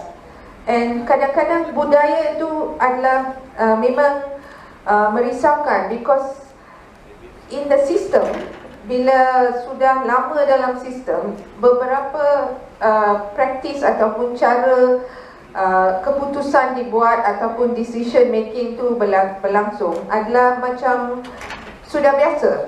So satu example ataupun contoh adalah bila satu projek besar sedang dirunding di peringkat kerajaan. So whether it's for road maintenance punya kontrak ataupun infrastruktur punya kontrak ke apa, ada beberapa kontraktor yang sudah bersedia untuk cuba bid untuk projek tu, dan mereka ni sudah macam sudah cami-cami, sudah kawan baik dengan penjawat awam, dengan pengarah, penolong pengarah dan sebagainya. That kita macam tak boleh nampak that ada perkara yang berlaku di belakang. Macam mana keputusan tu dibuat is not based on merit, not based on ciri-ciri yang termaktub dalam urutan di kerajaan, but is based on you are my friend, ataupun you are my uncle, ataupun you are my girlfriend, even worse. So kita bagi kontrak tu bukan based on merit, bukan based on pengalaman ataupun capital yang ada, ataupun who is the best man for the job, but who knows who well. Dan ini is a very normal thing. Sampai bila kita dapat tahu selepas perkara ni berlaku that dia dibagi 2 lori durian as a treat for giving him the contract, ataupun dibagi club membership because dia dapat kontrak tu. Itu dalam budaya di sana tu, it is not seen as something wrong, tetapi it's macam perkara yang biasa. So kalau kita dapat hadiah ataupun apa-apa dalam just to attend a seminar like this, kita dibayar RM50 untuk attend a seminar macam ni. Adakah itu perkara yang biasa, perkara okey, tak okey? Adakah kita akan terima wang tu just for attending the conference, to support a certain activity atau apa-apa? So I think ini kita kena review it back to the culture of it's not everything is corruption, but it's back to the culture of integrity. And kalau kita tidak stop, if we don't stop it and we don't put rules and regulations, mungkin perkara ini akan berleluasa, and we cannot tell the difference anymore apa yang sepatutnya tidak berlaku dan apa yang betul, and what is the right way to do things. So I think this is the experience dalam sistem tu, dalam the majlis, that a lot of the decisions that are made is just based on budaya rasuah ataupun budaya yang kurang integrity. And saya juga nak touch on the issue pembalakan di Kelantan. Actually CIFOS sedang membuat research sekarang on the, kalau ada isu rasuah dalam pemberian permit ataupun pemberian lesen kepada concessionaires dan company itu. Sebab yang merisaukan, lebih 4,600 hektar kawasan perhutanan yang baru telah pun diluluskan oleh Kerajaan Negeri Kelantan untuk pembalakan for this year and next year. So kita pun tak tahu kalau banjir yang berlaku last year is actually based on all the deforestation, sebab sudah tidak ada pokok untuk melindungi alam sekitar. So what is the relationship? Yeah. So adakah money yang control the whole thing, ataupun memang ada isu ya yang kita pun belajar that Kerajaan Negeri Kelantan tidak ada banyak cara untuk mendapat revenue to the state, sebab federal government control semua. So kalau federal government control semua, dia tak bayar royalty, dia tak bayar ni itu. So apakah cara yang lain yang negeri seperti Kelantan boleh dapat revenue untuk melaksanakan urusan beli kerajaan itu? Tetapi itu tidak membuat menjadi isu itu sesuatu yang boleh diterima kalau alam sekitar ni tidak boleh dipelihara, and cannot be macam cara yang dulu. So I think saya nak tanya again, the bigger question on how to contextualize isu-isu semasa ini yang boleh ada unsur-unsur rasuah, to be contextualized within maqasid syariah so that urus takbir baik tu menjadi satu kebetulan dalam masa depan. Perbincangan nampaknya itu hangat sekali, tapi malangnya saya kira masa tak dapat tak mengizinkan ya. Namun begitu saya rasa apa yang jelas daripada perbincangan dan perbualan yang dibuat malam ini ialah antara lainnya ialah benda-benda seperti keadilan, ya, amanah dan juga kemanusiaan, ada kemanusiaan yang dipentingkan dalam kita memperkatakan tentang maqasid syariah ini. Dan dengan itu saya ingin ucapkan terima kasih kepada ahli-ahli panel kita pada malam ini yang turut menjayakan perbincangan kita tentang maqasid dan juga rasuah ini.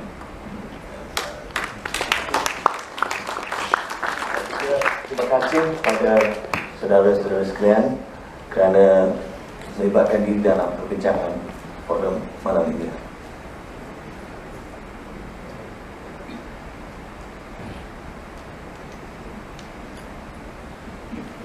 Terima kasih Dr. Mustafa K. Anwar dan para panelis dan hadirin-hadirat sekalian dengan soalan yang sangat benar sekali. Dengan berakhirnya sesi soalan